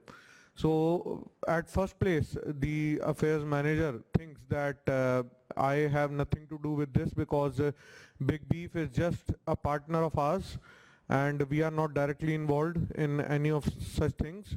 And like Game is accusing Big Beef, but we also have good relations with Big Beef, and this might hamper our you can say our supplies for beef, and like we can suffer losses.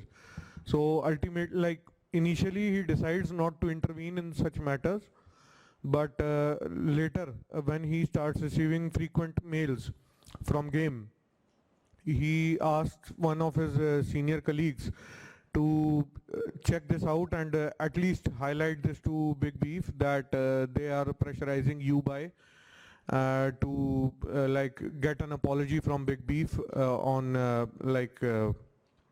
on this issue. Right. So he And, consulted another colleague within yes. Ubuy. Yes. So she tells the manager that not to worry because this is not our matter and things will be like things will settle down soon. This is a matter of few days and it will get sorted out by itself only. But after few days he sees that there are you can say protests being held outside their main office, and there are people holding placards that Ubuy treats like Ubuy promotes sexual harassment, and indirectly basically now the focus has totally shifted from Big Beef to Ubuy, because Big Beef is wrong at their place, but why Ubuy is also supporting them? That is what a game organization thinks, that at least UBI should understand that rights are equal for everyone, and being a loyal partner to Big Beef, they should intervene and make them understand their responsibility towards like equal treatment for all the genders and all the, you can say, sexualities. So now he's a bit confused, like what to do Right.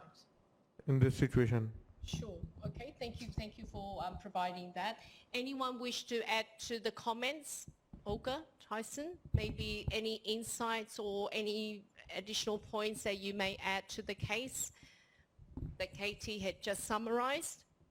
No, I think that was summarized really well. I think it's a ethical, political dilemma for the owner of a supermarket who's getting petitioned by an advocacy group that wants them to end relationships with a major supplier, and he's caught between what to do.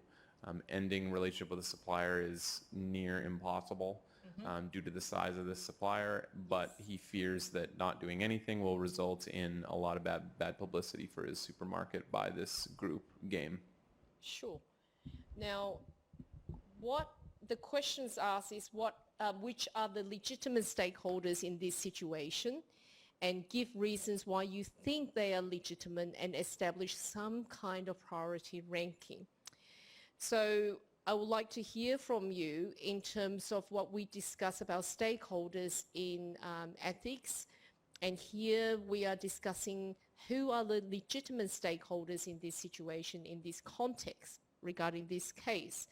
And you may want to list them. If you can't rank them, that's fine. I want to hear from you, who do you think are the legitimate stakeholders? If you can give them a ranking in terms of who you think are the most legitimate, that would be good. But if not, I'd just like to hear who you think are the legitimate stakeholders. Maybe you got the mic. We'll start with you. Well, I'll take the easy one, UBI. Okay, UBI. So you think they are the legitimate stakeholder. What about anyone else? Can you think of anyone else who you may add to the list of legitimate stakeholders? Katie? Ma'am, maybe the customers and the employees of both the companies, Big Beef and UBI. Okay. Because see, in an organization, there are people with different thinking. So some of the UBI employees might think that if UBI is not supporting what game has accused Big Beef of, the same thing can happen in future in our company as well. Right, right. So there are differences among the crowd, and like as Tyson mentioned, that negative publicity will also like affect the profits of UBI. And negative publicity comes from customer dissatisfaction. Like even if it is an issue which is not directly related to sales, but it is somewhere related to the sentiments of the crowd. Okay, all right. Anyone else? Olga? Who would you say are legitimate stakeholders? So we got UBI, we got the employees, and you said other maybe suppliers, customers. Yep. Anyone else? I'm just going to give you the mic.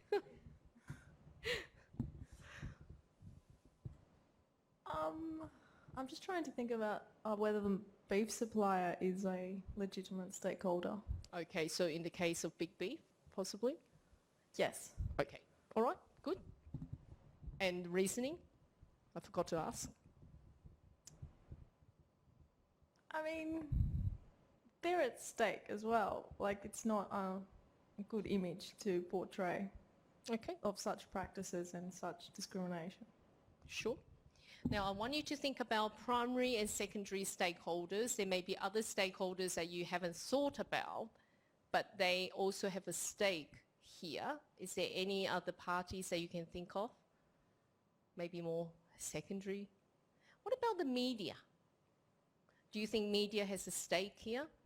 Because media can also help to bring about awareness of issues like this. So In terms of stakeholders, you want to sort of think broadly and then think about, of course, in this case, their legitimacy. Now, reflecting on last week's class when we talked about civil society organizations, think about the role played by game, right? Do you think they are also a legitimate stakeholder because they advocate for certain, the rights of certain groups, in this case, the gay and lesbian community? So they too can be a potential stakeholder. So we kind of want you to think about all the stakeholders that kind of have a legitimate stake in this situation and the reasons why you think they are legitimate, and establish some kind of priority ranking. And even if you don't rank them, to just sort of mention them. And I wanted to sort of hear in terms of the different stakeholders that you may come up with. We just list down some here just for discussion. So here we say the main focus is on the extent to which game can be considered a legitimate stakeholder, being a civil society organization group, and the strength of the stake held by Big Beef. You mentioned beef supplier. Now this is a good opportunity to examine the distinctions between instrumental and normative versions of stakeholder theory. So as you can see here, we refer you to chapter 5, the section on assessing stakeholder importance. What we're trying to do is to get you to start reviewing the theory and all the philosophical frameworks, especially since students will tend to argue that game has some salience here, given its ability to affect your business. Now, regardless of whether you regard it as legitimate or not, if we refer to the instrumental model of stakeholder salience, the same section in the textbook, you may want to have a look at that. This is because game has both the power and urgency in this situation. Sometimes it's really hard to establish whether certain civil society organization groups are really legitimate, but you may argue that, you buyers should have done some research, some background search as to who is game and what about Big Beef? Did Big Beef really do something like that? And there must be some report, some news about them. Even if it's rumors or something, or maybe they should contact Big Beef to try to establish some better understanding of the whole situation. So from a normative point of view, it is certainly reasonable to suggest that gay and lesbian employees should have their rights respected. You mentioned employees, that's good. But the question is, does this mean that you as a purchaser of Big Beef's products have anything to do with it? If you argue Big Beef is a stakeholder, though, it is only a short step to say Big Beef's employees are also stakeholders. Now, comparisons here with apparel companies and working practices at their suppliers' factories may be appropriate. Now, not this unit, but in another unit, we talked about, for example, a global brand like Nike, contract manufacturing, Malaysian contract manufacturer to make their garments, make their products, but the contract manufacturer didn't really, they didn't treat their workers right, and so there's violation of human rights, working conditions. And so here we probably will be considering the extended chain of responsibility. Nowadays, it's a much more transparent world. What happens in one part of the world affects others as well, and you can't really say that we have nothing to do with them, because in some ways you still in business relation with this company. So in the case of U-Buy, they are dealing with Big Beef, and if an advocate group like GAME come forward and say, well, look, Big Beef have these kind of values and they did this to their employees, and they demand something to be done, you need to, even if you're not directly involved, there's also the notion of extended responsibility. You need to be very careful nowadays in managing all this, and you have to try to do some research about this whole affair, what is going on, who is GAME, are they legitimate civil society organization, what do they represent, and what is this whole issue. Perhaps if they had done more research, there may have been less of an issue, and they may be able to commence some sort of communication with both Game and maybe Big Beef. So here we really have to think about the role of this manager, what he actually does, and to just not do anything probably is out of the question, because as we can see from the case notes, they are not going away. They create more problem for the company, so much so now he'll probably have a much messier situation to handle. But it's always tricky. But we really, you would say we need to do some investigation, and, there's ways to go about it to find out more information. But perhaps we need to go a step further in managing this situation, contacting the different stakeholders, perhaps have a word with Big Beef. You don't want to sour the relationship with your major supplier, but you have to try to find out more information. Okay, so the second question asks, how would you proceed in this situation? So here, we want you to think of yourself as in the role of that manager in Ubuy. How would you proceed in this situation? Ma'am, to me, the most straightforward and the best way out is to have a discussion with the Big Beef management and ask them to sort them out in a given period of time, because ultimately what is happening is their own reputation is going down, and simultaneously now, since the protests have started against the Ubuy, their reputation is also getting affected. Okay, so you have a word with Big Beef? Yes. Yep. Like, give them a time limit to sort this out, give them, ask them to give out a public apology, because ultimately what will happen is, like, we at Ubuy have to end up ties with them, because for us it is like customer satisfaction and like our reputation is at the top. Profits will only come if the reputation is good. And what can happen is, like, Big Beef, due to its reputation being going down, like other suppliers can also like try to end up ties with them, because ultimately this will affect them as well. Sure. Okay. Like, no one wants to associate them with such a company who has a negative kind of reputation in the market.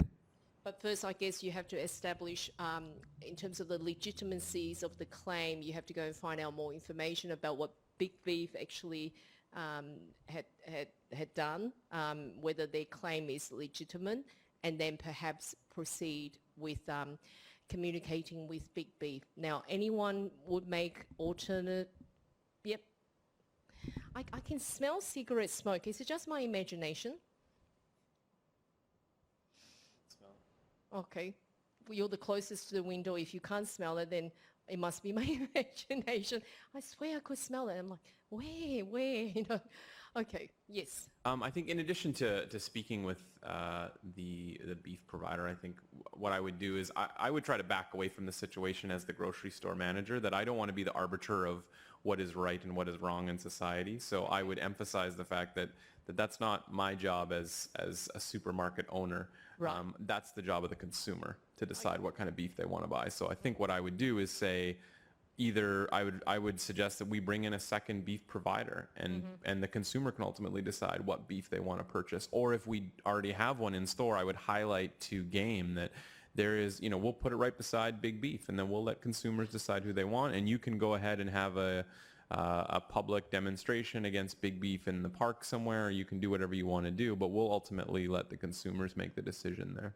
Okay, that's an interesting one too. Good. Yeah. So you don't want to be caught up in all these, all this messy situation between Big Beef and Game, and you are not directly responsible for their actions, and there's no end in a way to keep going. Yeah, I'd be worried about the precedent there of so now it becomes a situation where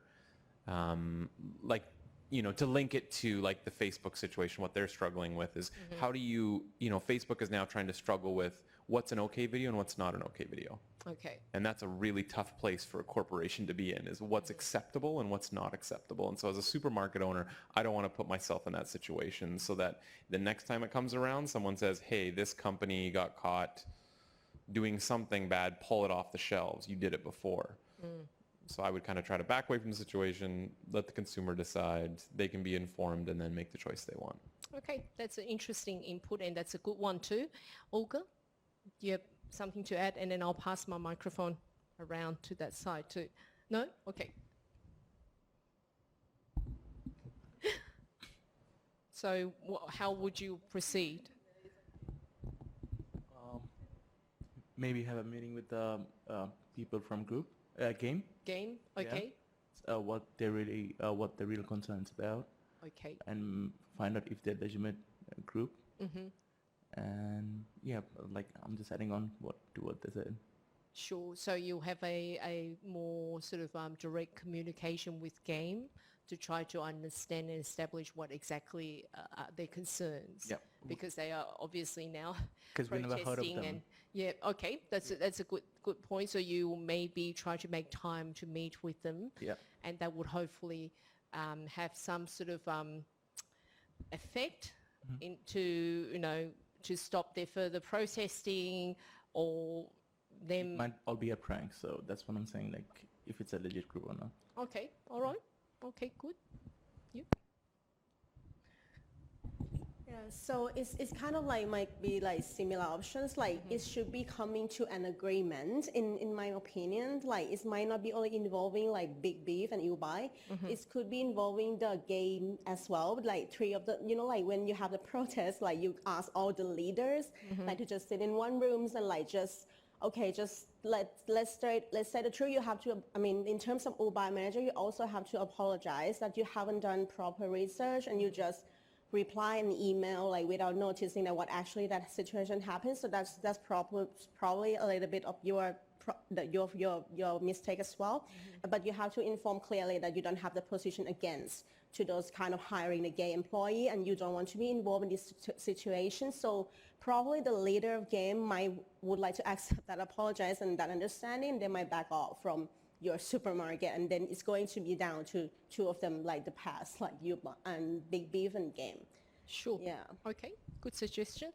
Now, we have to make sure that we are clear in terms of the real situation. It will be difficult because you also don't want to be caught between two parties.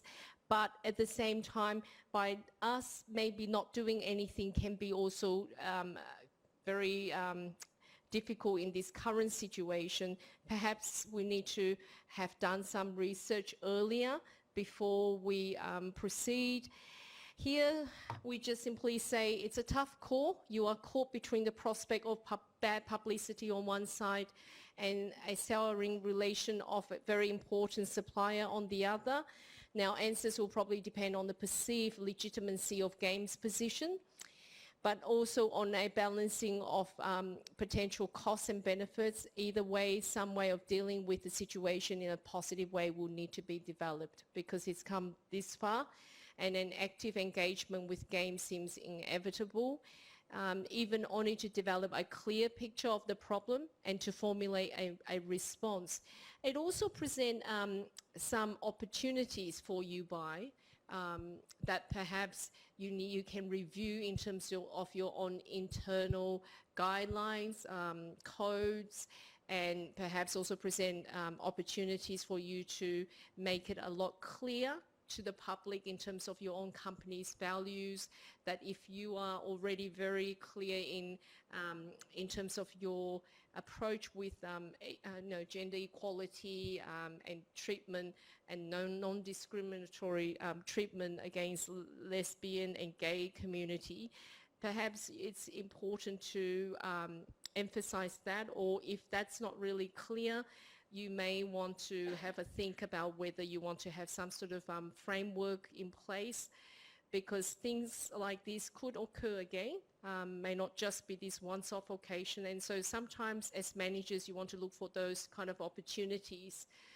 for ensuring that there is some sort of framework in place, there's some guideline, and maybe even opportunity for training your staff and in dealing with this kind of crisis moments as well. So third question really asks, how would you try to prevent similar problems, and I'll probably answer some of that, from occurring in the future? What would you actually do specifically? What would you recommend? I was just talking to undergraduates about recommendation, and they were finding it difficult to understand recommendations. They said, ma'am, when we receive feedback for our assignment, they always say our recommendations are not good, but why is it not good? I said, are they specific enough?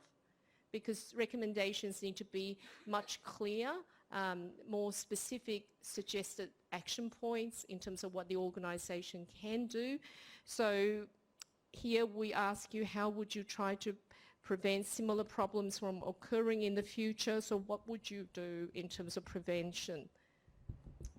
I don't necessarily think there is much you can do to prevent these situations from happening. I think if you're a grocery store, you are connected with hundreds and hundreds of suppliers and different companies, and similar to this situation, you're going to have these eccentric owners say something stupid and inappropriate.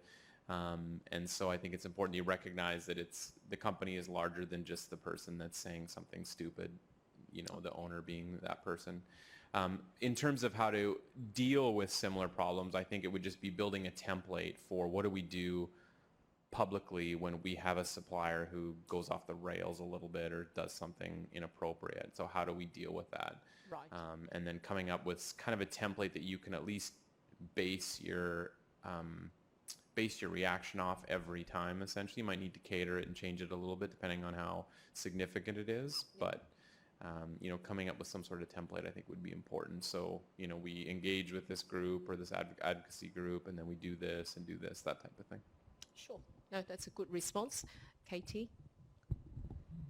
Ma'am, just as a preventive measure, what we can do is, like, before signing an agreement with any kind of supplier, we can perform background checks. Like previously, if there has been any such cases being reported from that supplier, and we can have a mutual code of conduct signed between the two parties along with the agreement. So both the companies should mutually follow those rules, those set of rules, and should treat their employees with equality. And if any such kind of situation occurs, then they should definitely go publicly and apologize. Sure. Okay. All right. Olga? I think research is quite important in terms of choosing suppliers, etc.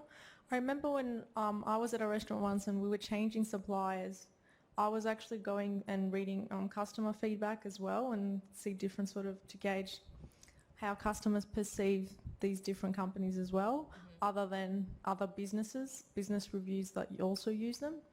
So that's important. The legitimacy of this obviously was an issue. Like that's why research is good to cross-reference facts and how the company, because all companies, all suppliers have like this vision and how they like to perceive themselves and how they want the world to perceive them, and then they undertake some other practices that are not as legitimate or that they don't promote inclusiveness or other human rights. It is still a business environment in terms of inclusiveness and stuff. Also, I think after this sort of situation, I'd probably trade the grocery store with staff being inclusive and have some promotional sort of t-shirts and showing an inclusive environment that where we promote inclusiveness, as in we don't stand with the supplier's sort of point of view. I think I would have probably done something like that in order to do some damage control. Okay, right.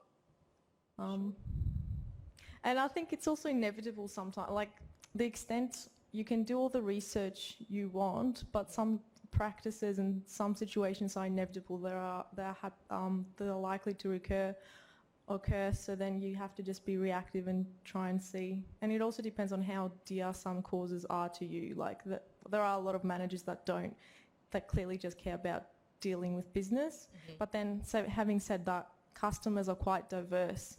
Yes. So and a lot of customers, like we were mentioning about the free range of eggs and all that sort of stuff, care about different aspects of society and ethical practices and all that sort of, and inclusiveness and all that sort of stuff. So those customers that care about those sort of things, you're likely to lose them if something like this really blows up and you're like indirectly contributing to something that they don't perceive as right or...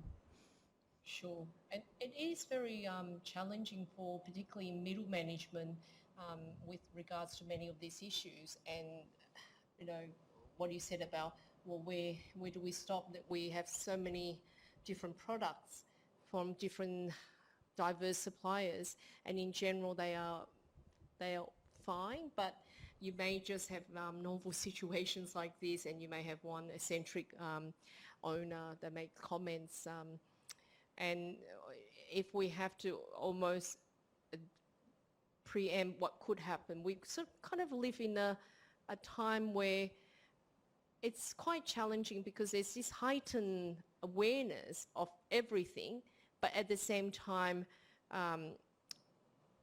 there's almost like a some would say unrealistic expectation of what of individuals and businesses, and we all have to be very careful, and we have to be very politically correct. We have to be mindful of every groups, and in this case, we note the extended chain of responsibility. It just doesn't stop at the suppliers.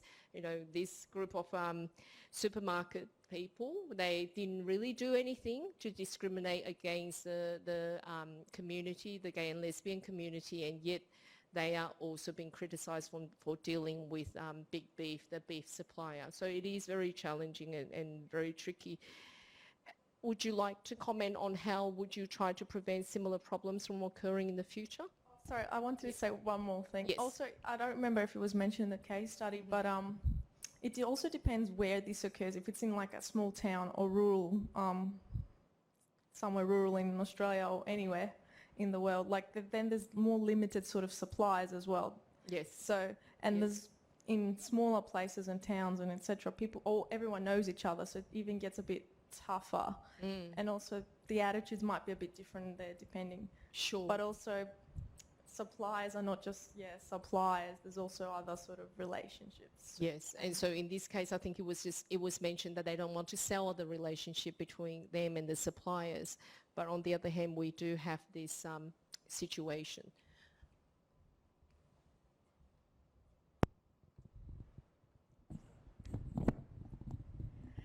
So probably in this case, like the problem actually might be because like the way that they handle the media in the first place. Like Ubai is supposed, this is just only one of the chain, right? This story, but actually this supermarket should like be a big company or something in my opinion, and they should have probably a specific department who's supposed to actually handle this one. Yes, they're supposed to train the manager how to handle this situation, like decision framework, understand that's supposed to be updated. And then, okay, they should know when they should escalate this kind of case to pass on to the proper department. So then, like for example, news and media rooms, they're supposed to be the one who always know what is the movement in the like protests or anything around the business right now. They should be the one who more specifics and like can provide better handling. Yeah. Sure. I mean, even university have our PR team, our marketing team, and they will carefully monitor everything, when to use certain, and less in the case of when you're working part-time, you're less sort of involved in all that, but they're promoting this now open day, so you have to use the right, headlines, and then, all the different things, and everything has to be consistent, and, what's going on with our public relations, what is being promoted, what is not being promoted. Yes, you have to have the proper sort of protocol in place, and assuming this is a huge supermarket chain. So you made a good comment there. Would you like to? No? You're all right? Okay, so let me just see. I'll show you what we have listed again. as we say in the text, chapter 10 section, recognizing civil society organizations' stakes, there is much to be gained from listening to critical voices, especially in terms of raising awareness of potential problems and establishing a greater understanding of societal expectations. Perhaps UBI will benefit from a more active policy of engagement and dialogue with civil groups, not least so that future problems of this nature can be addressed through an existing framework of consultation. So we may just have to have a review of what's our current framework of consultation or some sort of template. We can't preempt everything and we can't stop all these novel situations from occurring, but we have to, I guess, as managing an organization, to have some understanding in terms of future, in terms of how we would approach similar yet different kind of situations when they arise, and perhaps having in place some sort of framework, some sort of template. And if they are a large company, there should be something in place already. Maybe it's just a case of reviewing it, and it may be an opportunity to train staff.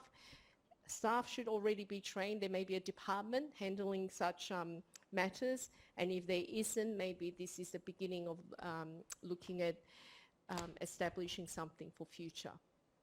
So that's kind of pretty much what we're going to discuss. Would you like to add any more to the discussion of this case? Yes? I think the only thing I want to say is that with situations like this, it's kind of good that the economics of it all usually takes care of the problem itself. Like, I imagine that just with a little bit of patience, I imagine that the big beef company is figuring, their shareholders right now are figuring out how to get rid of this negative aura around them, and they'll deal with themselves, you know, aptly. And then also the consumers will likely penalize this company for making this, or for this owner doing this thing. So in some ways, you know, I guess as a grocery store owner, I don't need to do anything negative towards this company, because I just think the consumers and internally they'll feel their pain internally on their own. So I don't really need to worry about it. Sure, and you may be very wise in doing that, maybe not having a knee-jerk reaction, because and perhaps there is some rationale in reviewing your own company operation policy and some sort of framework or template, but you also don't want to be too, you know, over the top, because things like this will pass as well. And sometimes it's having the patience and the wisdom to tackle it, to see how you should actually handle this type of situations. Very well said. So that concludes this evening's discussion, but as you know, there are other material you can read in this seminar set of notes, additional articles for those of you who are very learned, who want to read up a bit more. More cases, ethics in actions, partners in sustainability. This is quite an interesting one too. And pay attention to the think theory boxes in your text. They are often quite useful to get you to think about the different perspectives. Michael will talk to you all a bit more about the focus and the scope and the format of the exam. And as you know, he wrote the exam, so he will comment on that more. But the first 5 topics are probably a good point to start, because they focus a lot on theory.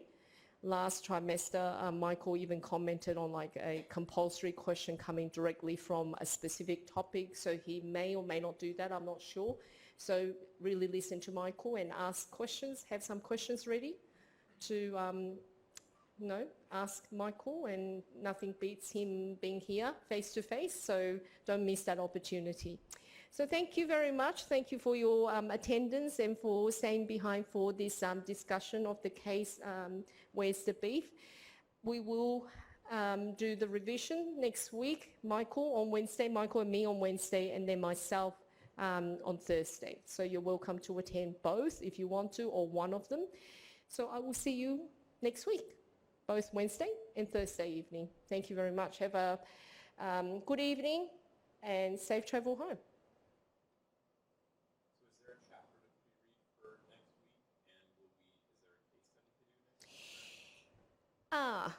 You asked a very good question, and I was going to check with Michael.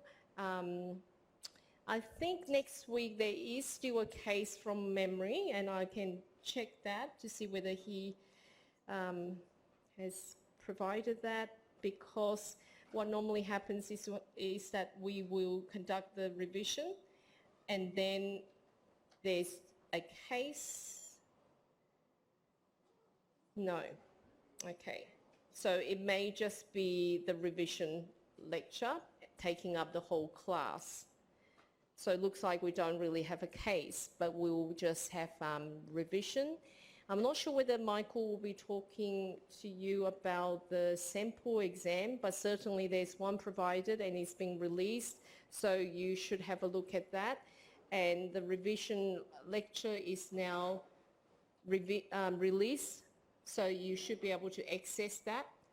Have a read of the revision lecture and see if you have got any questions around that, and ask Michael when you see him in person. Okay, thank you and have a good evening. I will now stop the lecture recording with a few minutes more to go.